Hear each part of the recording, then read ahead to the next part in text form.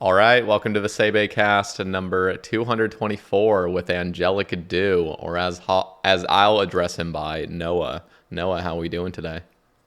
Doing well. How are you? Pretty good. I'm excited, man. So, Yeah, absolutely. who are you, AngelicDew, for those that may not know? All right. Well, I am an Ironman. I started playing my Ironman May 4th, 2021. That was a hard date. I started out as a main, back in the good old days of 2013, and then played on and off, and then finally came back to Mainscape, and then started playing again a lot in 2018. And I was staking a lot and basically had max gear at like 1700 total and just completely quit the game and then came back and made an Ironman because I was just, tired of staking and wanted to learn the game for what it was and experience every aspect of it and started an Ironman. And now I'm currently 2214 total level working on maxing and slowly working towards that grind. Hell yeah, nice, short and brief, dude. Okay, whenever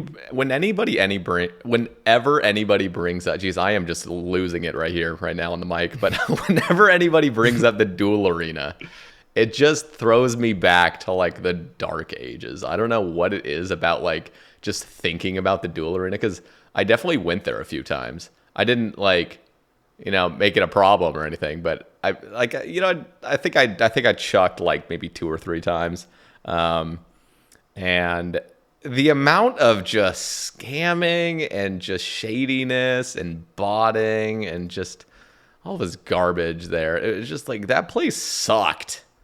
Am I Yeah. like No, I agree, and it was worse for me because, like I said, my main was like 1700 total. It might be 1800 now, but I didn't have max combats, so nobody ever wanted to stake me. So oh I god. always had to find someone to stake for me, and it was the sketchiest thing. And luckily, I did meet some people that would stake for me that I trusted, and there's actually a clip on my Twitch. It's when I staked the Tebow. It was the most insane thing. I was like 3 HP. The guy was at like 40 HP, and I came back and won. And that's basically when I had a Sae Tebow at 1700 total, and then I had like everything in the game. And then it was like I played for like a week and then quit after because I didn't want to do anything. I had everything and achieved it all, and it was like there was no point to Whoa, play whoa, the whoa, game. whoa, whoa, whoa, wait. No, this is not lining up properly. Wait, you didn't just quit. You chucked first, right? Like this is not. You would be inhuman to have just quit without doing one last chuck. This, come on, you did one last No, chuck. I Admit it. I completely quit. And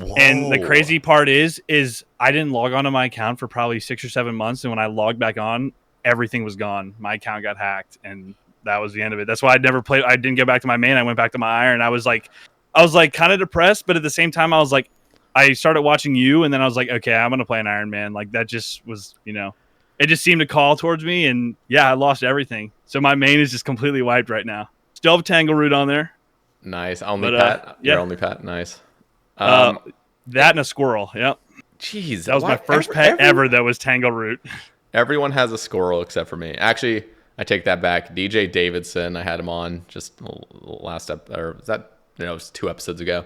He thought he got a squirrel like right at the beginning of the episode, and I was like freaking out. And then he was like, "Oh wait, no, it was somebody else's squirrel." He's just Oh following behind me. damn, I'm like, that's the "God damn it!" worst. Yeah. That is the absolute worst. That always happens to me when I'm AFK fishing at work. Like I'm like I just see a heron pop up and I'm like, oh my god, I just got the pet, and because you don't see the chat on your phone or whatever. I'm like, no way, I got it. And then I look and I'm like, someone actually just teleported here with a heron and baited me like that. Yeah. Now That's the it's worst. so I'm actually always happy to hear when I've motivated somebody to play Iron Man, and most people know like I'm just always been dedicated to the Iron Man mode. And I used to play a main. I definitely did. I definitely had some good times on it. And I think being a main is a really fun experience. Again, this is all subjective. So if you play a main, you're awesome. If you're playing Iron Man, you're awesome. The only non-awesome people are the ones that play UIM. No, I'm kidding.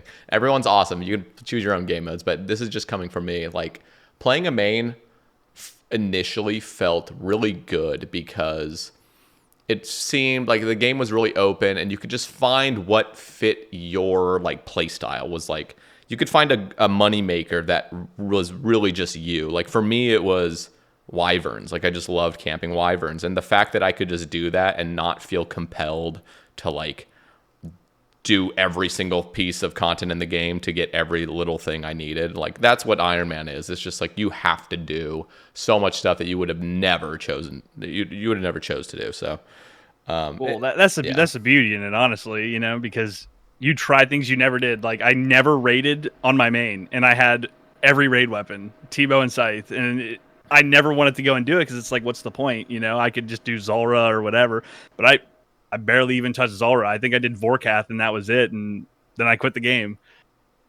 yeah. It's just a different vibe, I guess. It depends on how long term you're playing as well. Because if you're a person with 5 wives, 17 jobs, 27 children, like you just can't. The Iron Man life could still be for you technically, but a lot of people see Yeah. it as like they want to get to an end point. Like they don't quite get it yet. Which, to be fair, I am a bit jaded because I have experienced all points of the game. I have experienced the end game, super end game, and I've also experienced the early game. And I guess when you have already experienced it all, you can just really enjoy whatever you're doing because you just realize it's just a game. But if you've never been to the end game and you've always been craving like what that would be like man, like that would be so cool to just log in with a max cape and end game gear, like man, that would be the greatest. Then yeah, you're just always gonna feel like the journey is not as fun as like getting to the destination. But ultimately, that's really what RuneScape is. It's all about the journey. So, but I do admit Absolutely. that it is tough for somebody that's never experienced that to like really enjoy where they're at. And I hear so much, and this is something that's relatable to you probably, and will be more relatable to you. But people will say, "I regret having maxed quickly. Like I regret having rushed it because now that I'm maxed, it's like it feels weird. Like there's like this sort of like, don't get me wrong, they can still have tons of fun, and a lot of people do, but there's this void that gets like created of like, oh, I can't really skill meaningfully anymore, and there's no more leveling. But do you feel like Okay. you're gonna fall into that? So my whole reason, obviously, like everybody wants to max. Like that's just the ultimate kind of goal of the game. But as an Iron Man, just having like the quality of life teleports and just having that max cape and just being able to do things so much more efficiently, like that's been my grind toward it. So I've thought about like potentially going for 200 mil in some skills and working towards that. Obviously, I'm so far away. Like obviously, I need a max first, but just that cape and all the tellies you get, there's just something about it that I just feel like it'll make me want to play the game more and like not having to run to certain places and just having it all in one place. Hmm. Not having to use a jewelry box, not having to pull, have 13 capes in my bank just for one teleport. Yep. No, it's busted. It is so busted. It feels It great. is, yeah. What about so you're currently working on maxing. Are you trying to like do anything mixed in like pet hunt while you do it, or a collection log while you do it, or CAs while you do it? Like what's any other side plans? There's still a lot that obviously there's a lot I need to accomplish on this account. I've barely touched Tob at all. Like I've never really ran it. I think I'm like 30 Tobs in. So I definitely need to get like an Avernic and I want to get a Scythe and, get all 3 Mega Rares. So I'm 2 out of 3.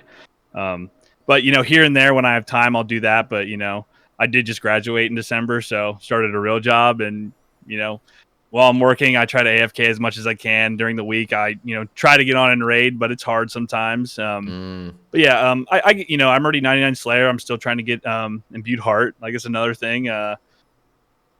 Trying to get rev weapons. There's all these things that I want to do. It's just there's not enough time in the day for me to grind that stuff out and work and do all that stuff. So I have to be very precise on what I do during my weekend. are you more addicted now? That seems to be I, common as well. As soon as you don't have as much time, it's just like I want to play all the time now. Unfortunately, so when I actually first started playing RuneScape, um, one of my buddies got me back into it. I think 2018.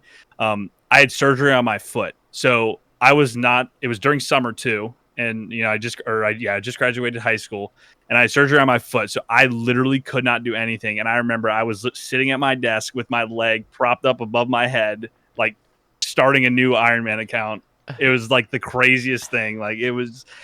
And I was playing like 10 hours a day because I couldn't move. I couldn't do anything for 6 weeks. So that's all I did was play RuneScape. And I got super addicted. And then, it kind of, died off once I got to, the more harder grinds. And, but yeah, now it's like, that's all I want to do is play this game. Like, I really don't want to play any other games, which, I have friends that play other games and stuff. And they're like, hey, like, come play this. And it's like, can't, like, but if I am playing something, I'm always AFKing on my account. Like any second I get, I'm just working towards maxing. Like it's a hard goal in my head, Yeah, it's such a good feeling though when the game is addicting. Like there's obviously consequences to it. There's like some cons, that come along with it. But that feeling of wanting to log in and then getting a little bit of free time, like, oh baby, this is gonna be fun. Even if it's some dog shit grind, it's still fun.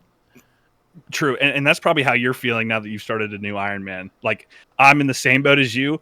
I could delete my account right now and start over fresh and get just as addicted. Like I love early game RuneScape and just how fast the levels come and the dopamine you get from just cranking through levels and quests and stuff.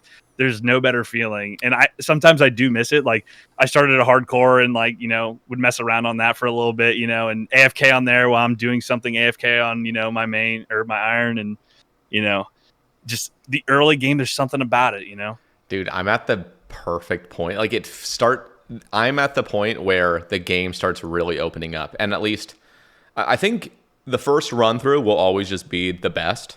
So I remember like on Sae Bae, I was in college and I just remember I was finally getting to a high enough Slayer level where like I learned how to do Sire and then I learned how to do Serb and Kraken and Thermi, and all these things were coming into place, and it was so exciting to like Serb, especially when I realized like, I got my first Hellhound task, like I could get prims, like this is fucking exciting. And then finally kind of diving into God Wars was just so exhilarating, and knowing like, oh, I'm gonna get some crazy upgrades.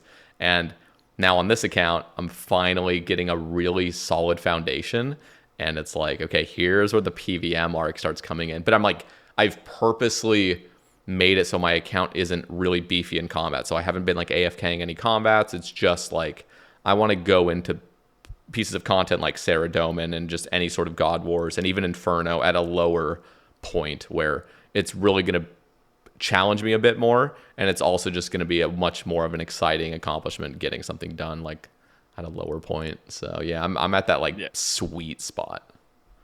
Yeah, so actually, the only boss I ever did on my main, I think I ran a couple chambers, was Vorkath. So I'm an Ironman, 60, 70 combats, and I'm trying out all these bosses for the first time. So that was another thing that really got me addicted into the game. So I'm, learning these hard pieces of content that, like I said, I had a T-bow and a scythe on a main, and I just never did any of this content because I didn't see the point. I had everything.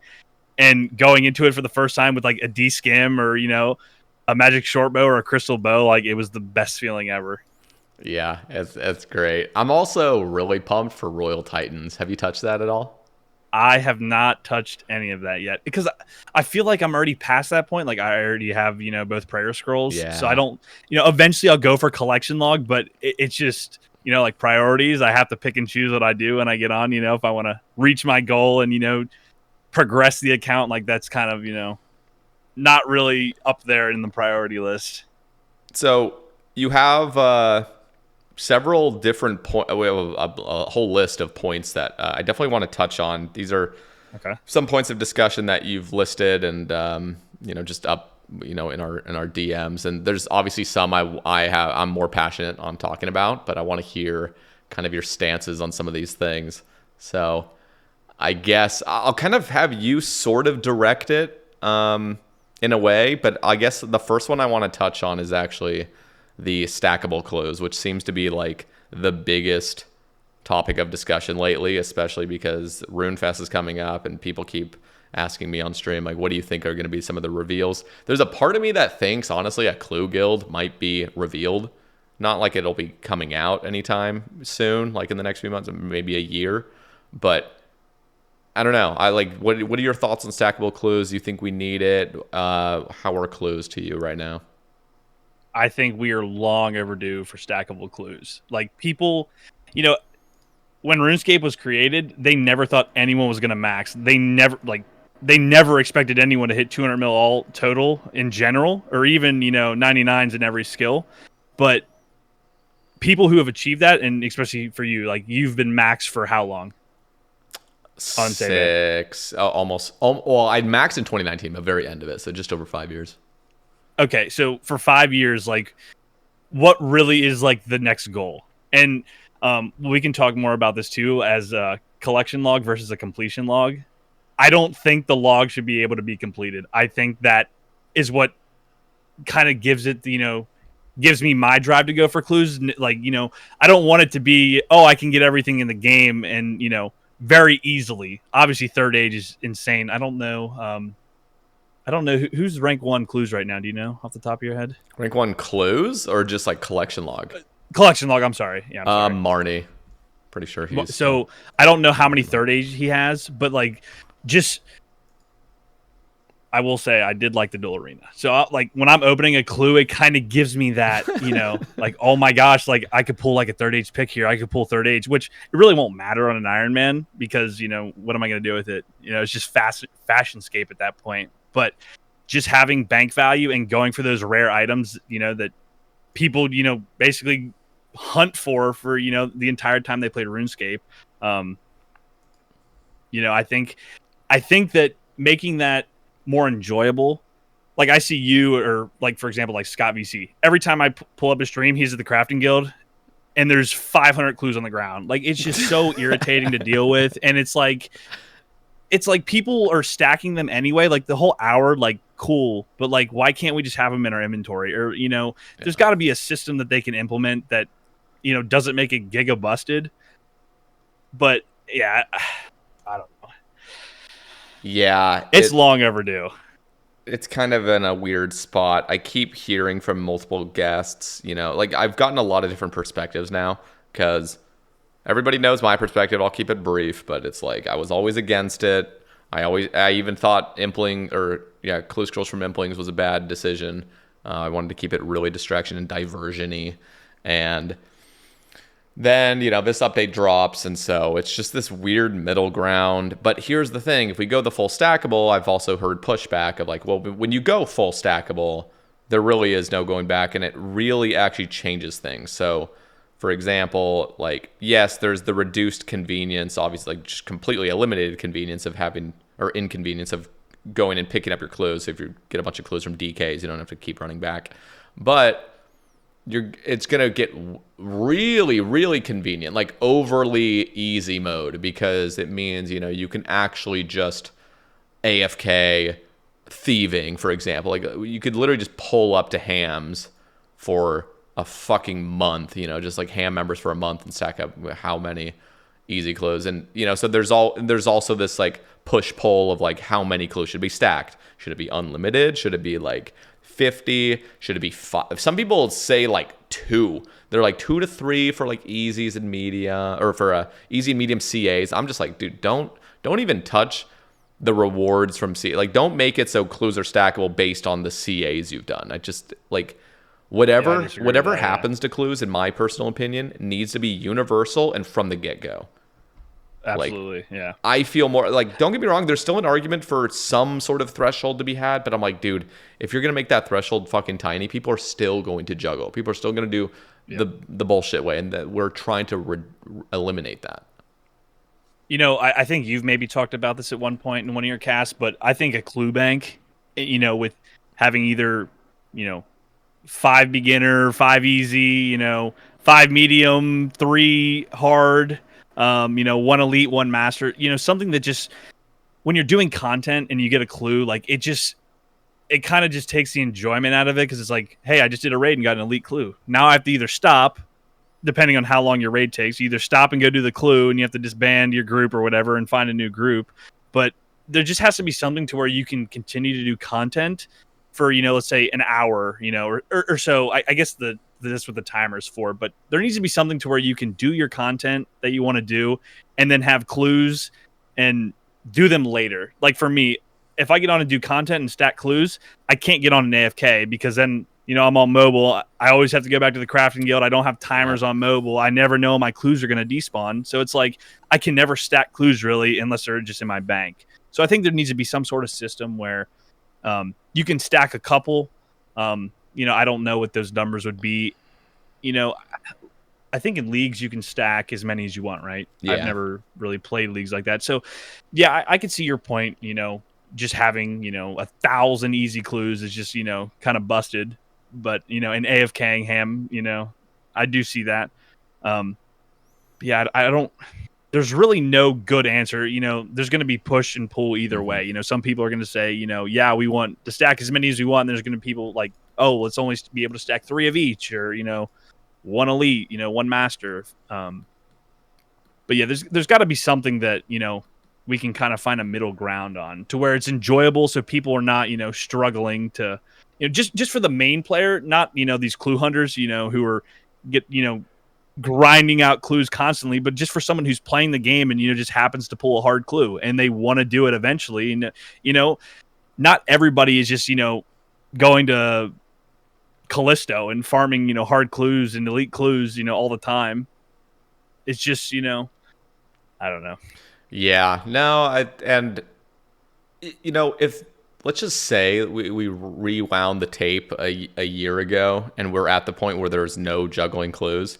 If somebody had proposed like, oh, we should add an hour timer and and then like really illustrate what that means to the game, many like I'm pretty sure the majority of people would have voted no. First of all, it's a completely convoluted system. So if they had voted at that point for something even more busted like stackable clues, I actually think that probably actually would have been that probably would have passed actually. But something like the system we have currently, nobody actually wanted this system. It just came out and people eventually learned to love it because it's obviously way faster to do clues and way more convenient in ways, and there's actually more strategy involved and more complexity, which is actually good.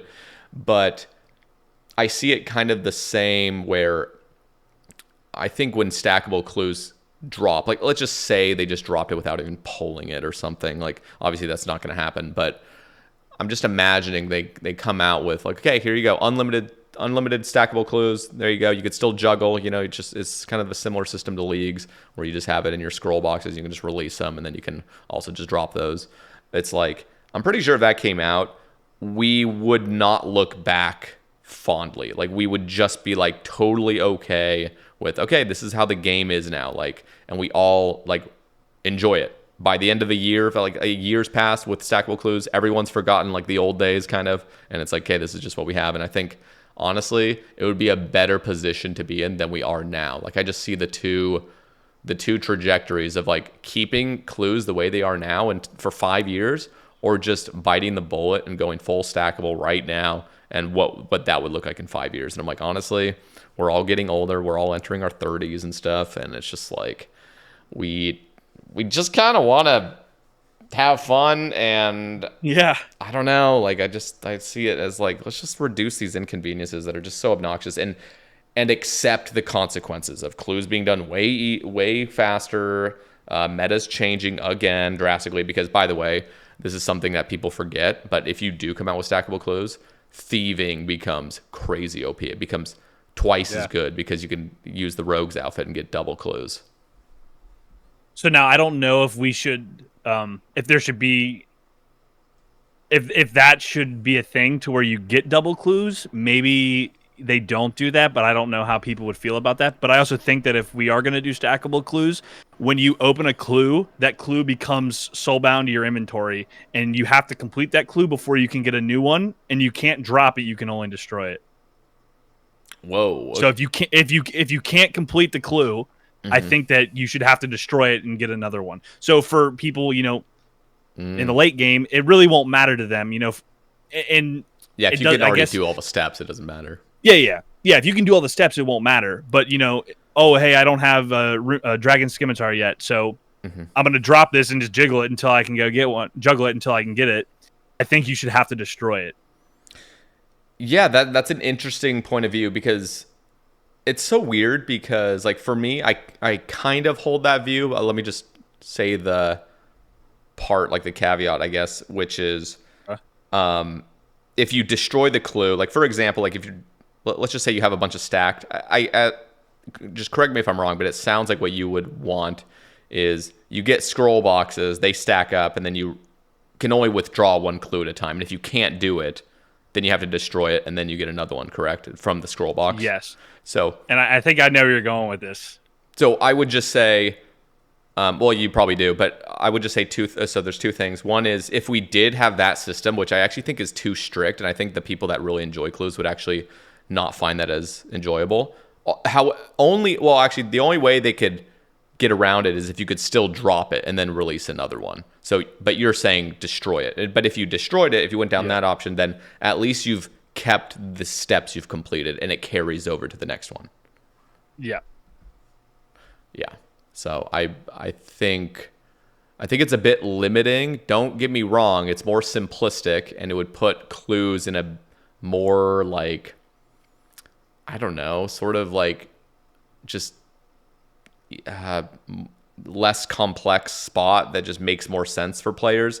But I think people have gotten so used to juggling now that if you took that from them, it would be upsetting, one, and it also, for again, those that have gotten really into this clue tech, like there is some giga tech going on. I can't even explain it because I haven't really taken the deep dive, but people are doing some crazy shit where like they have certain piles of clues where, okay, these are where I'm going to go for Wildy, here's where I'm going to go for the whatever the hell other step, and they're just purposely like having this complex system which actually speeds up clues, and there is some complexity to that. So I think getting rid of that might be an issue.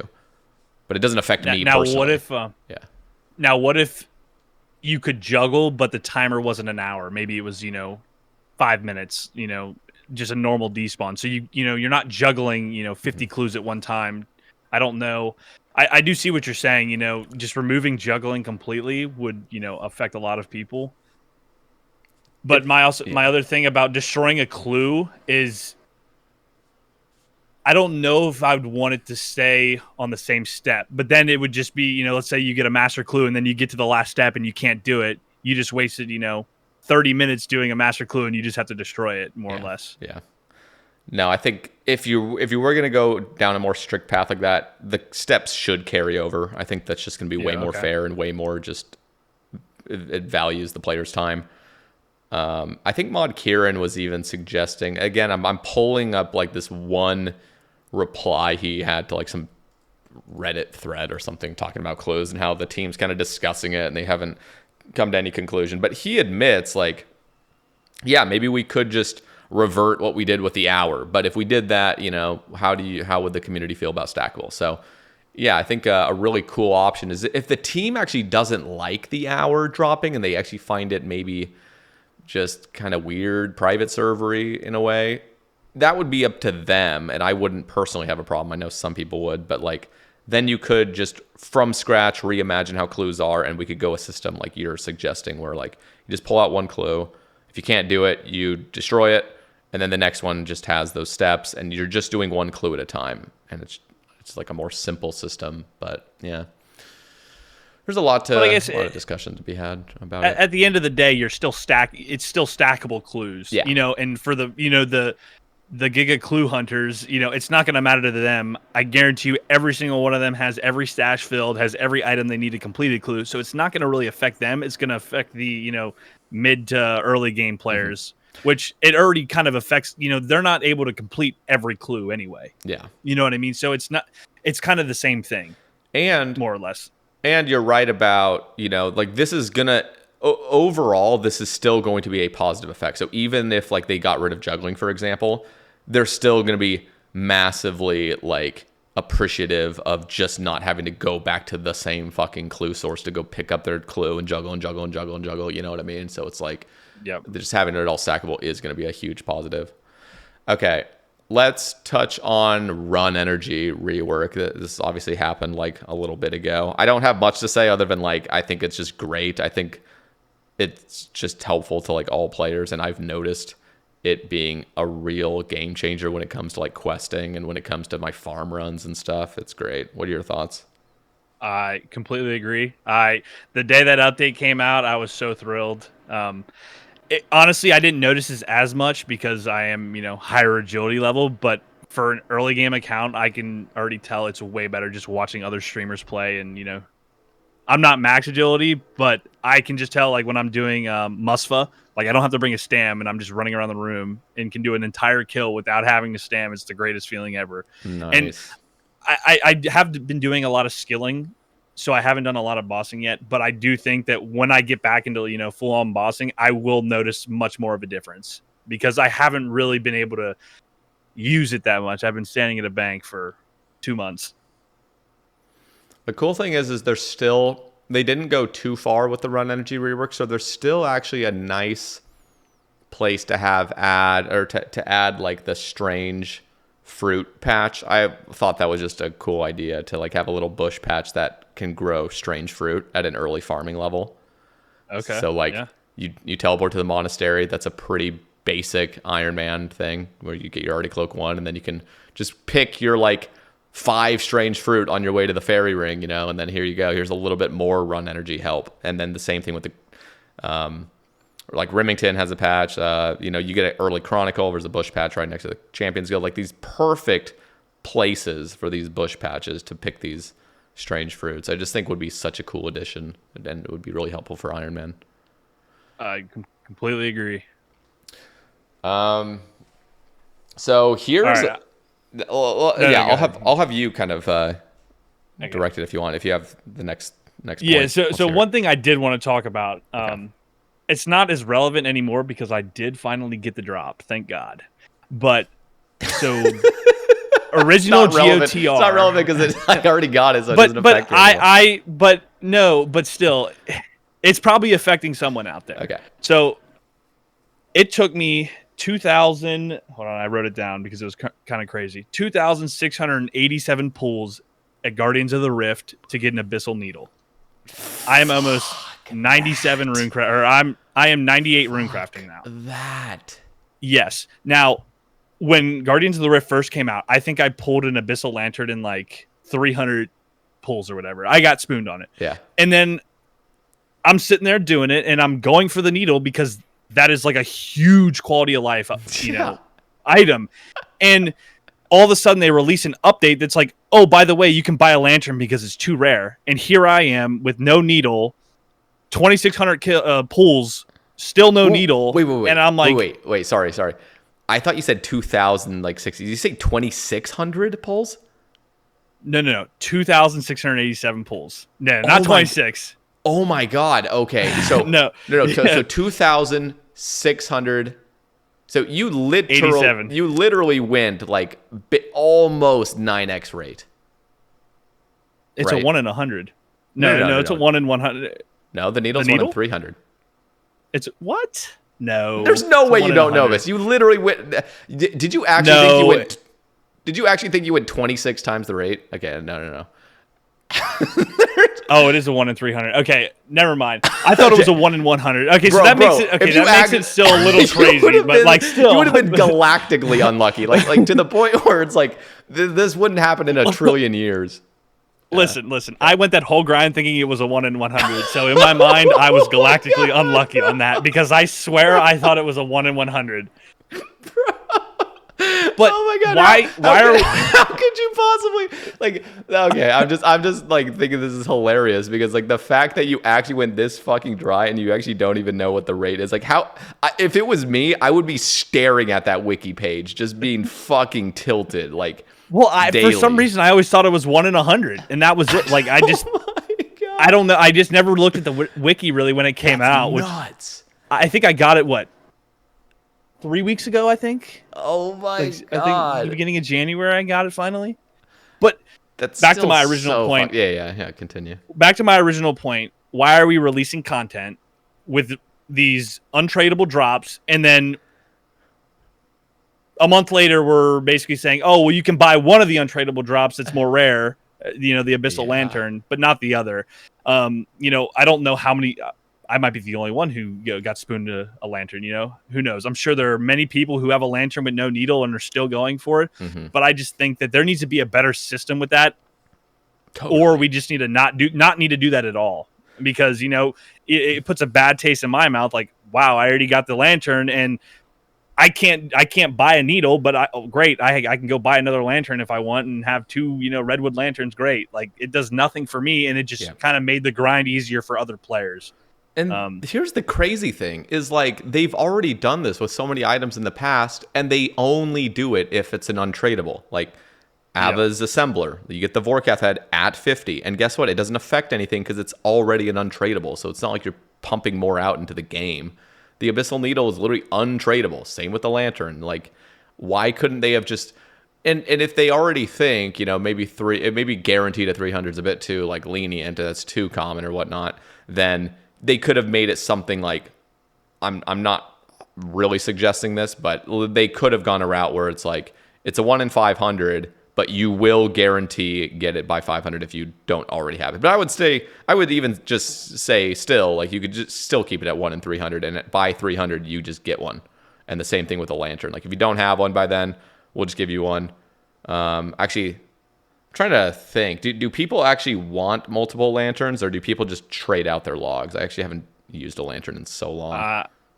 I have 3 lanterns, and I use the redwood one. And once I hit 99 rune crafting, I'll never use it again. So I think it depends. I mean, okay, but you only need one because you can just trade out the log whenever the hell. Yeah, you want. yeah. You can trade it out. Now it would have been nice because I think before I was 90 wood cutting, I was able to boost for redwood logs, and I was able to with the dragon axe, and then I had a redwood one. But if I wanted to go for points or something like that, like I never wanted to get rid of the redwood log.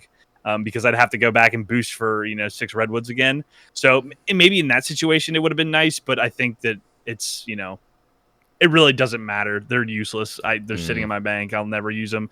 And the thing that gets me is I'm 98 rune crafting now, so I barely will get to use this pouch at all. Now, granted, like when I'm AFKing Bloods or something like that, it'll be nice, but or not. You don't even need it for Bloods. But if I'm doing, there's really no reason for me to do rune crafting after after 99. So it's like I did all that and I didn't really get to use it at all. Yeah, that's depressing. That is it, dude. I am still just so sorry about your needle. Like that is some cursed shit. Jenny, how many normal needles did you get that baited you on repeat? Honestly, dude. I need to pull up the log. Well, let me pull up the log. Because I'm pretty sure if a normal needle is like a 1 in 100. Maybe that's what it was. Maybe I was looking at that. But yeah, I think that if we're gonna do stuff like rework content and make things buyable, you have to either make everything buyable or guarantee drop rates for things as sought after as an abyssal needle. Yeah, like and it's that is the whole reason you go. Yeah, that's like them saying, "Oh, TOA, you can just buy a thread." Like you can't just throw something in there after the fact and being able to buy stuff there. Yeah. Like you have to make everything be able to be buyable and or don't do it at all. Like the lantern is not that game breaking. Yes, you're going to get more points. Yeah, your pouches won't degrade, but you still have to use NPC contact if you don't have 90 wood cutting. So it's not that different. But the needle and having, 1 rune pouch in your inventory compared to 4, and what I think the rune pouch is 52 runes. Yeah. I don't know. The colossal pouch holds 40. Is it 50? I think it's 40, and then it's a 40 at 85. Mine only holds like 16 right now, but so when did you get yours? Well, it holds 40, but then you also have the rest of your inventory, so it's around 60 something. So I think that's the number. But no, I got mine at like 270 poles or something like that. Thank God. Yeah, that's dude. When I hear of people going dry for like really cringe shit like that, what was the other thing that somebody went just stupid dry on for no reason? It just completely shafted them. It was something kind of similar to that where, crap, okay, it's not coming to me. Yeah, that is just awful, dude, because it genuinely has ruined your experience there. The only thing that's 100%, yeah. The only thing that's even mildly relatable, which is, it's still kind of, but this is something that just people have to deal with anyway. Like I did, 915 TOB without ever pulling even one weapon. So it literally took me 915 TOBs to finally get one of the 3 weapons, which is a rapier. And then a little bit later, I got a scythe, luckily. But like and then that's not even that bad. I've heard of like, I remember I Am Mary J or whatever his name was. He was an Iron Man that or I think he went like 3,000 top without a scythe. So you're That's doing the crazy. content where the scythe is the fucking enjoyable part of it. You know what I mean? It's like that's what's Yeah. making top fun is swiping with a scythe, and you do the whole grind without it. It's like that's exactly where you're at. Where it's like you want to use this needle for runecraft, you never get to touch it. That's cursed. God. What are your thoughts on mega rare tickets? So instead of pulling a mega rare, you can do any raid. I think like in leagues, whatever raid you do, you can pick a mega rare. What are your thoughts on that? I'm against it, but it's not that. Yeah, everybody knows my position. I want drops to feel more reasonable. Like they have to fall in line with a more reasonable approach. So getting one of the problems with that right off the bat, even if people did want that, is just the fact that,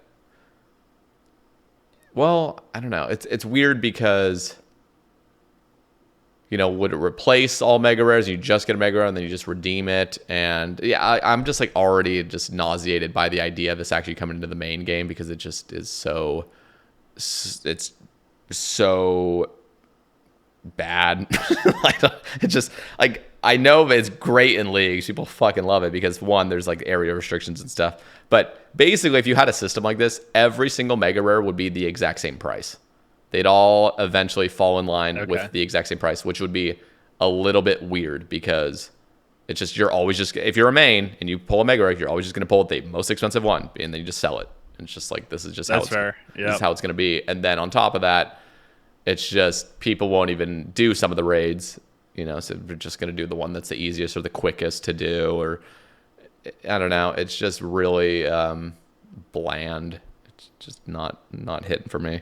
Did you have any thoughts on how that could be good? So I'm not. Well, so I guess something. my thought to it is so for example, like I'm 817 Cox with 0 ancestral, so I have a shadow and it's great and all, but I'm still wearing Arams. So yeah, wonderful for me, right? Go to MTA, dude. Get your. Oh, actually, Arams does have wait, is Arams? Yeah, I think it's +1. 0.5 or 1 per piece. I think it's +1. Okay. Yeah. So it's not terrible, but I guess that goes back to the whole thing about being able to do what you want, but then I guess that goes against Iron Man and like being forced to do, like if you never want to do a Tob, like Iron Man forces you to go do that if you want a scythe, instead of just sending, 150 TOAs and, getting Spoon to Shadow or a token or whatever that you can just get a scythe for. Mm-hmm. But even if it was a system or they implemented it, you still have to go get, Masori and Arams. It's not like you're just going to have, the best in slot, more or less, Yeah. You still have to go do the raids for the other weapons.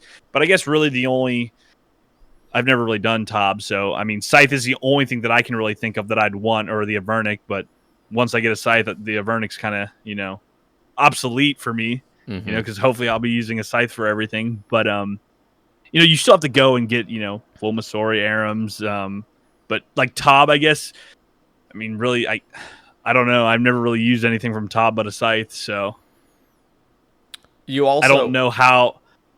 No, Go ahead. Oh well, I was just gonna interrupt here and just say something that is a bit more interesting of a discussion, because again, it's like I just don't think this would ever pass. There's definitely people that would No, want I don't think it either. There's definitely people that have suggested this years ago of like, imagine Chambers had like almost like a point store where like you have to raid there, and then on top of potentially getting purples, you're also building up this sort of points system where you can spend it at the Cox shop. So it's kind of like the Slayer shop where you can buy your like Slayer stuff or whatnot, or just the same thing with anything, like even the Guardians of the Rift, you just get these points and you can pick from it. But like they were suggesting you would have these points built up and then you could just buy an item that you're really dry on, for example. And people are still kind of against that, but at least it was kind of like, okay, well, if you do enough, you'll eventually build up enough points to get the one thing you kind of are needing or whatnot. But then there's a problem, because if you're a main, you're always just going to get the most expensive thing, and that's going to devalue it, and just blah, blah, blah. So, That's fair. But one of the interesting things you had mentioned was augury and rigor becoming untradeable one and done. That was my next thing I was going to ask you. What are your thoughts on that? I mean, it would just be really complex to do something like that right now because one, you're going to scam a bunch of people if they are, merching those or whatnot. I mean, they've done this kind of stuff before where they've made drastic changes and people just have to deal with it, just panic sell or maybe Jagex, gives them some sort of token for something. I don't even know. But that does sound kind of cool if those had been the untradables that you won and done. And then it also would have solved another issue, which people have this issue where like Chambers just drops too many things. And so it would become just a 10 item drop table rather than 12. And it used to be 15, which is crazy.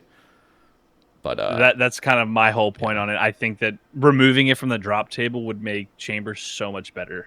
Like when you see a purple light, like every time I see a purple there, I'm just assuming it's a scroll. You know what I mean? Like I have 21 out of, I don't know how many purples I have, but I have 21 scrolls combined. Like I'm just getting them all the time. Yep. I think having them, and also I think it'll be hard for mains too, because not being able to buy those, and because those are huge upgrade for main accounts, and most people just buy those, but it'll force them to get into raiding, especially, players who've never played the game before. Like, if I had a buddy hop on the game for the first time, I'm saying, oh yeah, once you get, high enough range, go buy rigor. It's, best in slot. You need it once you get, was it 20 mil or 15 mil, right? Whatever it is right now. Just go buy it, instead of, them actually getting into raids and like, hey, go and get this scroll. It's an untradable, you need it to kind of progress. Cause really Chambers, well, I would say TOA is probably your entry level raid now, but I don't know. It would get people more into, Chambers, I think. Yeah, it's a tough one. I'm kind of torn because, well, one, it's already been the system it already is, so scrapping it without a really, really, really good reason just feels unnecessary. But I get it. Like, I get how that could be a good thing, and I would love to hear like other people's opinions on it. I don't know. I mean, yeah, again, it's just like if you want to make something so game-changing like that, where it's been out like this for years and years and years, it's got to be a really good reason for it, and I just don't think there's a good enough reason. That's understandable. Yeah. I don't know, just things I think about when I'm, pulling them, totally. 21 of them and 800 raids. It's like, okay, why is this not untradable? Or, why is this just not locked out of my drop table finally? Dude, and you've heard my cast, most likely, where I'm just yelling at just the absurdity of how rare that shit is at Chambers. Yes. Everything's just so stupidly rare. The fact that you don't even have an ancestral piece, you have 800 plus cocks. Like, dude, this is ass. It is, and, I am dreading going back there because I hate using my shadow without it, but it's like I'm going to go back there and probably pull, 2 more T-bows before I get full ancestral, like that, knowing my luck. Like, that's just what... I only have one. I have a T-bow Elder Maul. I'm missing Kodai, and then all ancestral. Okay, wow. I even have Omelet. I got that on my first purple, which was a Dex. That's crazy. Sorry if that offends anybody. Doesn't offend me. Yeah, no, it's just a separate discussion to be had, and people are having it. I see people on Reddit always complaining that Chambers drop rates are totally fucked, and the only pushback, okay, not the only, let me restate that. The vast majority of people that push back against it, I swear their argument is just, well, stuff should be rare. Stuff should be rare. Just like this generic like statement of like stuff should. Yes, it could still be fucking rare, and you could literally double the chance of getting purples across the board at Chambers, and shit would still be absurdly rare. Like it'd still be rare. Yeah. Look at any other game. Like, dude, people beat entire games within 100 hours. When you're going for an item that's 400 hours efficiently to get. Like, what are we even talking about here? You could literally change that to just any arbitrary number and still say, oh, it's just rare. It's rare. Like, dude. Yeah. Anyway, I'm just like, Well, didn't Mammal just got another Tebow after he yacked it, right? Like, yeah, I I think it just was saw like the 2 days clip. ago. Like I Yeah. don't know what KC he got it at, but I know it was like 2,000 plus. Like that's crazy. Like that is insane. And that's not even that crazy. That's the thing. It's like, it's not, imagine, because you went No, almost it's not. 9x rate of a needle. Imagine you go 9x rate of It, a Tebow. You're just never going to that get is it. yeah. Never. That's fucked up. Yeah. And people, I think, push out of their mind that that's even a possibility. Like, genuinely, people can't fully comprehend the fact that that is actually a reality. There's not like some saving grace that happens when you go really dry 3x and it's just like the game's like, yeah, we'll just give it to you at this point. It's like, no, that it keeps being the same fucking rate. Like, you could actually go 8 or 9x the rate if you're that unlucky motherfucker. And I think people, when things get so absurd like that, people, like, their brains shut off, I feel like. And they're just like, it's just rare. Like, it's rare. It's like, dude. Or they just quit the game, you know, like or they don't go for it anymore, you know, they just get over it. Yeah. No, I've just Yeah, I think I will constantly yell about this because it's just so stupid that we're still living in this weird era where we just have these like just stupidly stupid drop rates at Chambers and Nightmare, but Chambers is bad. Yeah. I haven't dabbled in Nightmare yet, and I don't even want to get started on those drop rates. Yeah, we don't need to. I talk about it so much. My audience is Yeah. probably just like, please move on, please, God. So let's touch on this very briefly. There was another point you had mentioned was DT2 drop mechanics. I'll just start off really short and say things needed to be untradeable. Stop with the ingot system. Things needed to be tradable. So the drop actually has a fucking pink beam that feels great, and you're not arbitrarily making the Soul Reaper axe more rare just by forcing you to get, everything else, and it has to be untradeable. And then the ingot system sucks, but that's pretty much my points of view. What do you have any? Do you like the invisible drop system? Yeah, I don't actually mind it, but in my opinion, the optimal drop table would be what we were suggesting like weeks after the release. Was like, okay, it's cool to have this sort of like quote unquote anti-dry mechanic kind of, but at least still have the ability to get a 1KC ring. Like have two rolls going where one is the invisible and then you have another one that's more rare, like a 1 in 5,000 that's also a roll that's happening where you could just get a back-to-back ring. And I just want it to be just the ring itself. Like, I mean, I guess you could still make it so, like, okay, attach this component to the B ring to make the Ultor or whatever, but stop with the ingot, stop with all the other headache of stuff where you have to charge you with blood runes or whatever the hell. It's like, just make it way more simplistic, make it all tradable, and have two things going if you want to make that anti-dry mechanic, because then you're still giving us the awesome feeling of being able to pull something super, super lucky, but you're also giving us the ability to not go super, super dry. Well, yeah, I think it takes away kind of the enjoyment of it. 'Cause, I'm sure you've had a boss where it's like, hey, I'm going to go, send a couple KC here, and you actually pull something. It's like, oh, that's awesome. Me, I haven't done any DT2 bosses yet, hardly at all. So it's like, I know when I go and do those bosses, it's like, okay, I'm probably going to have to do 5 to 1,000 KC here probably to get the rings. At least, so there is no like, oh, maybe I'm going to go send a Vardorvis. Maybe I'll get Spoon a ring. You don't have that, optimism, I guess is the word. Yeah. So it's like, oh, maybe I'll get Spooned. And I think that takes the enjoyment out. And that's probably why I haven't done it yet, because it's like, oh, well, I know I'm going to be here for, 2 months. So, maybe I'll just go do something else where I can get Spooned or, get lucky.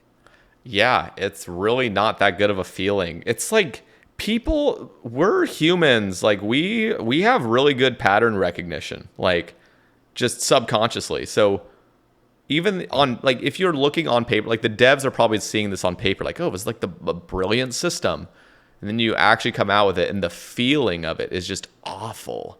It's just this really muddy sort of just bad feeling, and it's just that pattern recognition where you just like you pull the thing you want, and let's just say you're still grinding for it.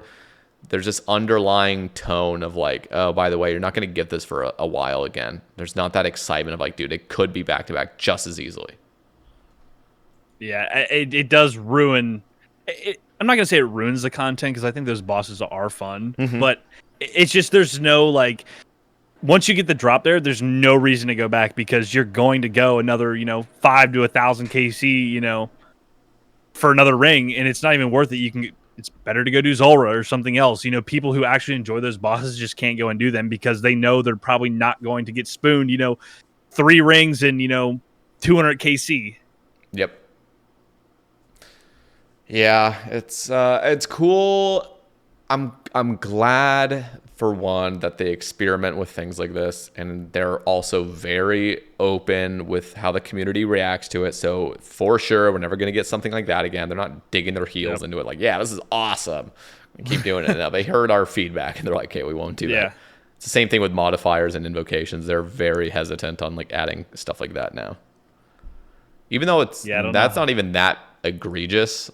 I think they're just allowed, at least when it came to Coliseum, the end game players, there was a lot of them that just found that just to be a nuisance of having to like set up modifiers every time. And they're just kind of adds meaningless RNG. It's not meaningless. It's just adding RNG to runs that people don't want to deal with, and it reduces the flow as well. So like Inferno, the next wave just goes. But the devs are totally aware that like some people don't like that. Well, it's good because I don't like it. Yeah.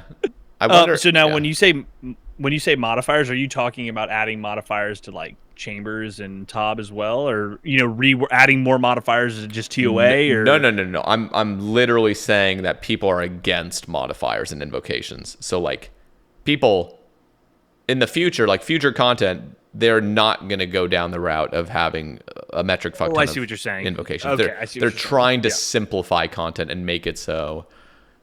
And the thing is, it's even better for the devs. It's like, yeah, you can see this as like a really creative thing. Like when TOA was first being announced, or like it was coming in pretty soon. It hadn't been released yet, and they were talking about like all these invocations that you're gonna be able to personally customize your raids to exactly how you want. Like there was some excitement to it, but it's just like, I don't know. I feel like it didn't land. Like I'm one of the people that I don't really like it. I wish I could just have a TOA that had a set layout and I just go in there. And it's like, I don't even just go. Like, it's just like, that's the beauty of TOB is like, just go into TOB and you're just doing it. Just go. It's the same thing. It's anticipatory. Like you're good to go. Just go. Just have entry mode, normal and experts. Yeah, I agree with that. And I'm an anxious player. People already know that. I have a lot of anxiety toward this game, but especially lately I've talked about, my anxiety with like having to upkeep Zuck Helm and shit like that. But there was also this anxiety that I would feel, and I bet I'm not alone in this. I bet somebody listening feels the same, where like I was running solo TOAs and I would eat myself alive thinking, I want kind of a chill experience in the raid. So, but I want to keep pumping up my points so I have a better purple chance. So, but like no matter how I set up my invocations, I'd always not be satisfied. It was like, I'm making this either too difficult where Baba's going to beat the fuck out of me and I hate this. And I've, just everything's leveling up and this is awful. But then if I did it too easy, then it's like, well, my purple chance is down the fucking drain now. And it seemed to be like there was like no middle ground hardly. It's like I could never just get it right where like I feel good in every aspect of running this invocation level. It was like I always felt bad about entering. Always. It was either going to be too hard because I pumped it up too much. It was too low, and it was still an awful experience. But like, it's just I'm not going to get a purple. Awful. Yeah, I'm not a fan of the TOA system. Yeah, it's but kind of. Yeah. I've got what I needed from there, so it is what it is. But I don't want them to just go and change it, and Yeah. They could just keep it, but going forward, it is what it is. Yeah, going forward though, I think we need to go back to just a normal system that everybody kind of enjoys and is used to. Yeah, there's beauty in the simplicity of stuff. They overcomplicated it. That's the problem. Yeah, and it's cool to experiment again. Going back to my other point, good on them for trying something new because that's how you push creativity. So yeah. Okay, this is something I just briefly saw because I got a rev task a month or two ago, and just the amount of bots hopping around and everything. You just have a point here that says rev bots. Get into yeah, this. so just something like, I I got spooned a crossbow, like 17 KC or something like that, something insane. But one, getting a dream. rev task is horrible. Like, I don't know if there needs to be kind of a rework to that, or make like that task needs to get boosted. I mean, I have a full-on wildy block list, and it still takes me, an hour or two to get a task sometimes, and I think it's ridiculous. And then when I'm out there, every world I hop to, there are bots constantly, and like, I don't know how hard it is to determine whether or not an account's a bot, but like, I don't know why they're not just banning these accounts. Yep. It just doesn't make sense to me. Like, it should be super simple to say, hey, this account has been here for 5 years straight. It does the exact same thing. It literally clicks the exact same, tile every day. Yep. Like, what are we doing? And it just ruins it for, it is embarrassing. And it ruins it for players like me who want to go out there and actually do the content and enjoy it. And it's like, I got to spend 25 minutes hopping worlds. And by the time I find a world, I got to go skull up again. It's ass. Yeah, it's horrible. Yeah. It's infuriating, dude, the amount of bots. And you just know how fucking simple this would be if you were a dev, or not a dev, if you worked for Jagex and you had the tools. Because, like, I can already see myself as a player without any tools. I could easily pick out bots. It's like, bro, like, going back to pattern recognition. Bro, you just can tell when somebody is fucking botting. It's simple as hell to realize that. And if you paid... You can look at their name and tell. Yeah. Like, dude, you pay... I know. Can you read it? Like, you're good. It's like, dude, you literally just pay one fucking person. Genuinely. Like, I would... I'm not kidding. I'm sending in my application right now on the Sae Bae cast to Jagex. If there's a dev listening, you pay me, just something reasonable, and I will spend an 8-hour work day going around and fucking cleaning up this mess. There's just this fucking cesspool of just bots spamming at the Grand Exchange, LMS, Rev bots, just pieces of shit, just fucking gold farmers. I would honestly pay more money for my membership if they could clean up the bots in this game. I know. I would literally pay more. It's so fucking simple. But again, it's like, it comes back to money. But I had this discussion with, I think it was RSVV, who was kind of expressing, like, bots, like, because I've always been under the impression that, like, botting is kept around because it's actually profitable for Jagex, but it's weird. But is it really? It's not. That's the weird thing, apparently. Now, maybe we're both wrong. But what she was explaining was basically like, well, the bots and the gold farmers never actually pay real money. The reason they're botting is to make money by real world trading. So they're always the ones that are not paying for membership. It's either through like, basically, and I had like a counter for it. I was like, well, they're buying the bonds that some people do pay for. But then she just made it very simple by saying, like, you can't look at the like little details. What you have to see is just the overarching thing, where bots never pay a dime to Jagex is basically the whole thing. It's like you just see a huge overview of everything going on. Bots don't pay any money. They're getting bonds, and the bonds are being paid by other players, but those other players would already buy them in the first place. So the botting that's going on, the gold farming and everything, Jagex isn't making actually any money from any of that, because when you look at the whole grand scheme of things, none of those parties are paying a dime. No. So. And that I completely agree with that. Yeah. I mean, they might, if someone starts out botting, tomorrow, they're probably going to spend, $30 on bonds for, whatever, or $30 in membership. But then as soon as they get one rev drop, it's like, okay, there's 4 bonds right there. I'm good to go. And they're botting constantly. So it literally doesn't matter. They buy membership probably one time and they never have to do it again. I doubt they even do it one time, but you might be right. Even that, yeah. Yeah, it's a huge issue. And the most embarrassing thing is just how they get away with it on repeat. I mean, dude, like, you got to give some power to the players. At least it doesn't even have to be about the botting. I mean, you could do that. You could really get some volunteer work going on where it's like trusted players that Jagex genuinely trusts, not just giving out these permissions to any motherfucker. It's like, dude, like, okay, are you a valued member of this community that wants to help out and ban people? We're going to give you some tools for it. If you abuse it, you'll be banned, obviously, so don't abuse it, and people won't abuse it. And then the other thing is, like, PMods have always had, like, access to mute people and that, but it's always, like, temp mutes.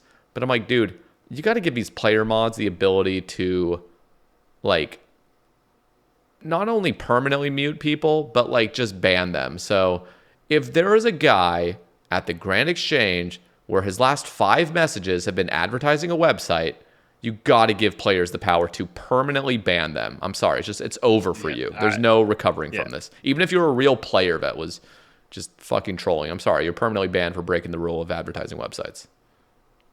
Completely agree. So obnoxious. Such a stain on the game. And it's kind of a slap in the face to players who actually enjoy the game. For me, example, like when I'm at Revs, it's like all I see is bots, and it's like, okay, so they're just, I can't play the game. I got to spend most of my time hopping, and these bots can just sit here, or they hop and just attack what I'm attacking, and then I have to hop because they're not going to hop, and it's just like, it's not fun for me. And you feel powerless because the other thing... there's nothing I can do. I've recommended so much that this would be a system. Obviously, this would have to cost something for Jagex to implement a system like this. But, like, so many games, when you report a player, you get an email saying, hey, thanks for your report, and this is what we've done to take action against the account you reported. Thanks for, reporting. We don't get any of that. If it was a reportable... If you reported a bot and it was proved that they were a bot... Yeah, you should get an email. Now, if I reported you for, botting and you actually weren't a bot, like, I can understand that. Yeah, of course. We don't get there. Like, I don't even know if when I report somebody, I don't even know if it works.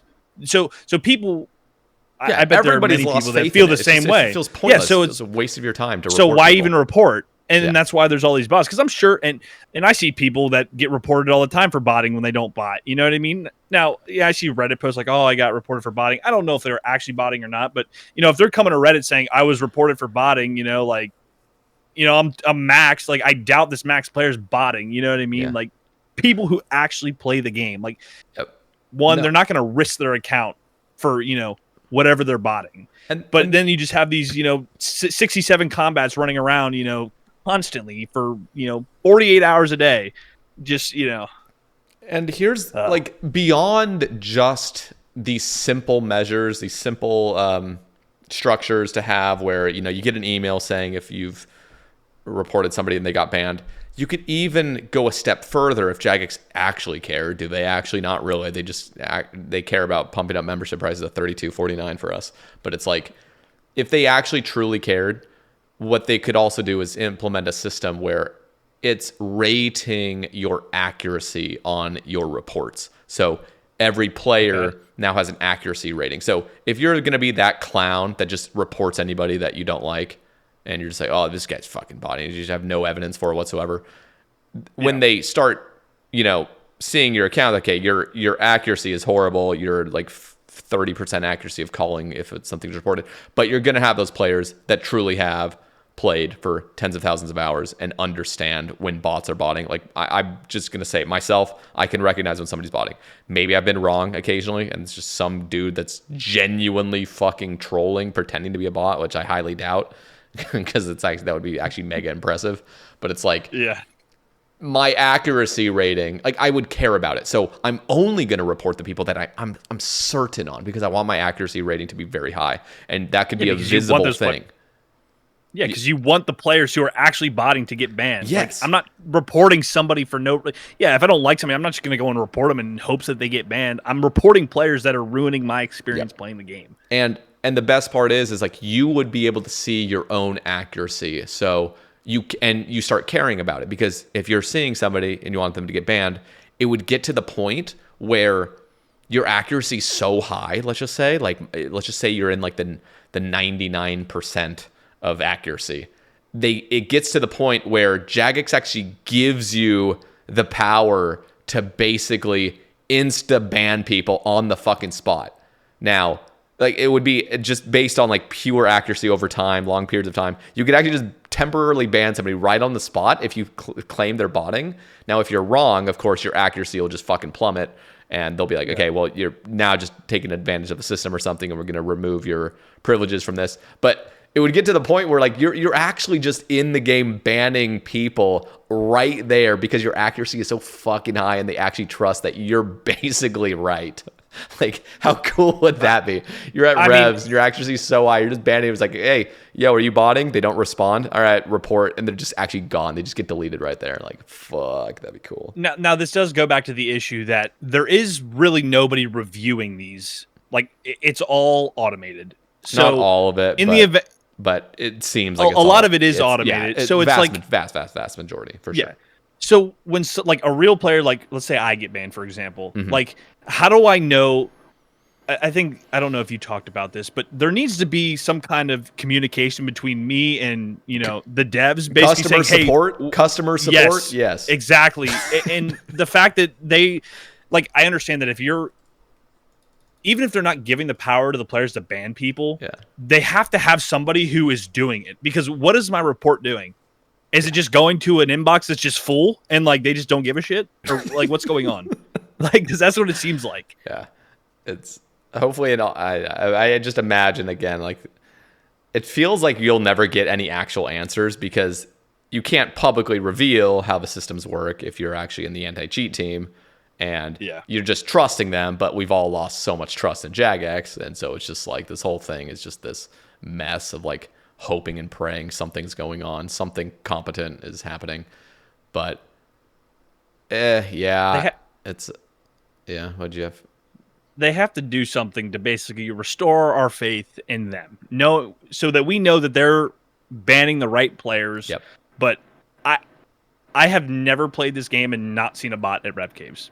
Yep. I've never went to LMS and I've gotten into a full lobby with just full on players. Yep, never. Like, it's never happened. So it's like, what are we doing? Yeah. And what's really depressing is when I hear from the players that want the bots to be kept around because their prices are lower. And this is one of the points that I can actually at least empathize with is, well, I want the LMS bots because it gets me my points. I could actually understand that to some degree. But it's like when it comes to just the resource argument of like my stuff is cheaper because bots are in it, so keep the bots. Like I like them. It's like, dude, this is bad. This is a bad, unhealthy mentality to have where like.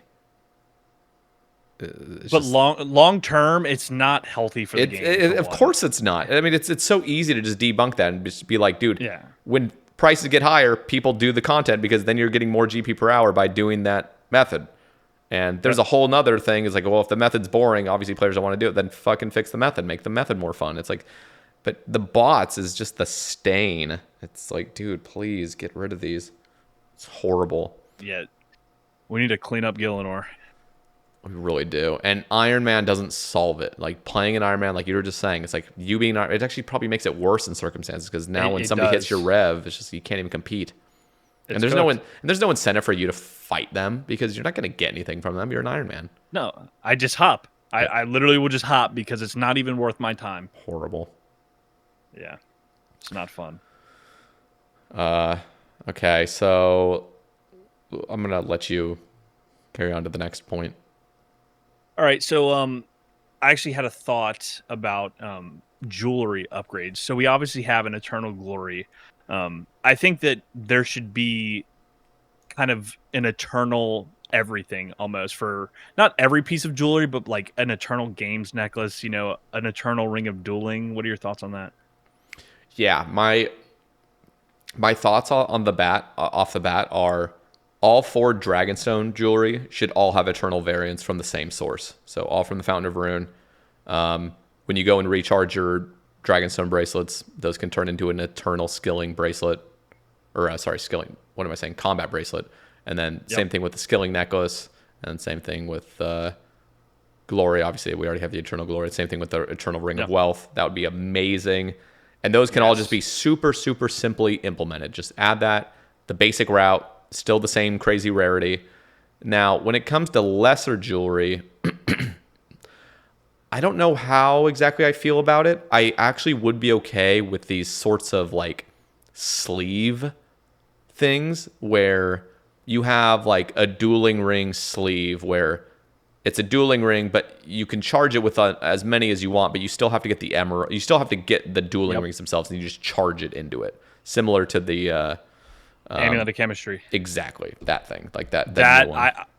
Yep. I think the Amulet of Chemistry was one of the best additions they've made to the game. I actually enjoy doing herblore now and making potions. I don't feel like I'm just wasting my time by not, having 100 amulet or necklaces of chemistry in my bank. I can actually just stack them all and not have to worry about changing it out constantly.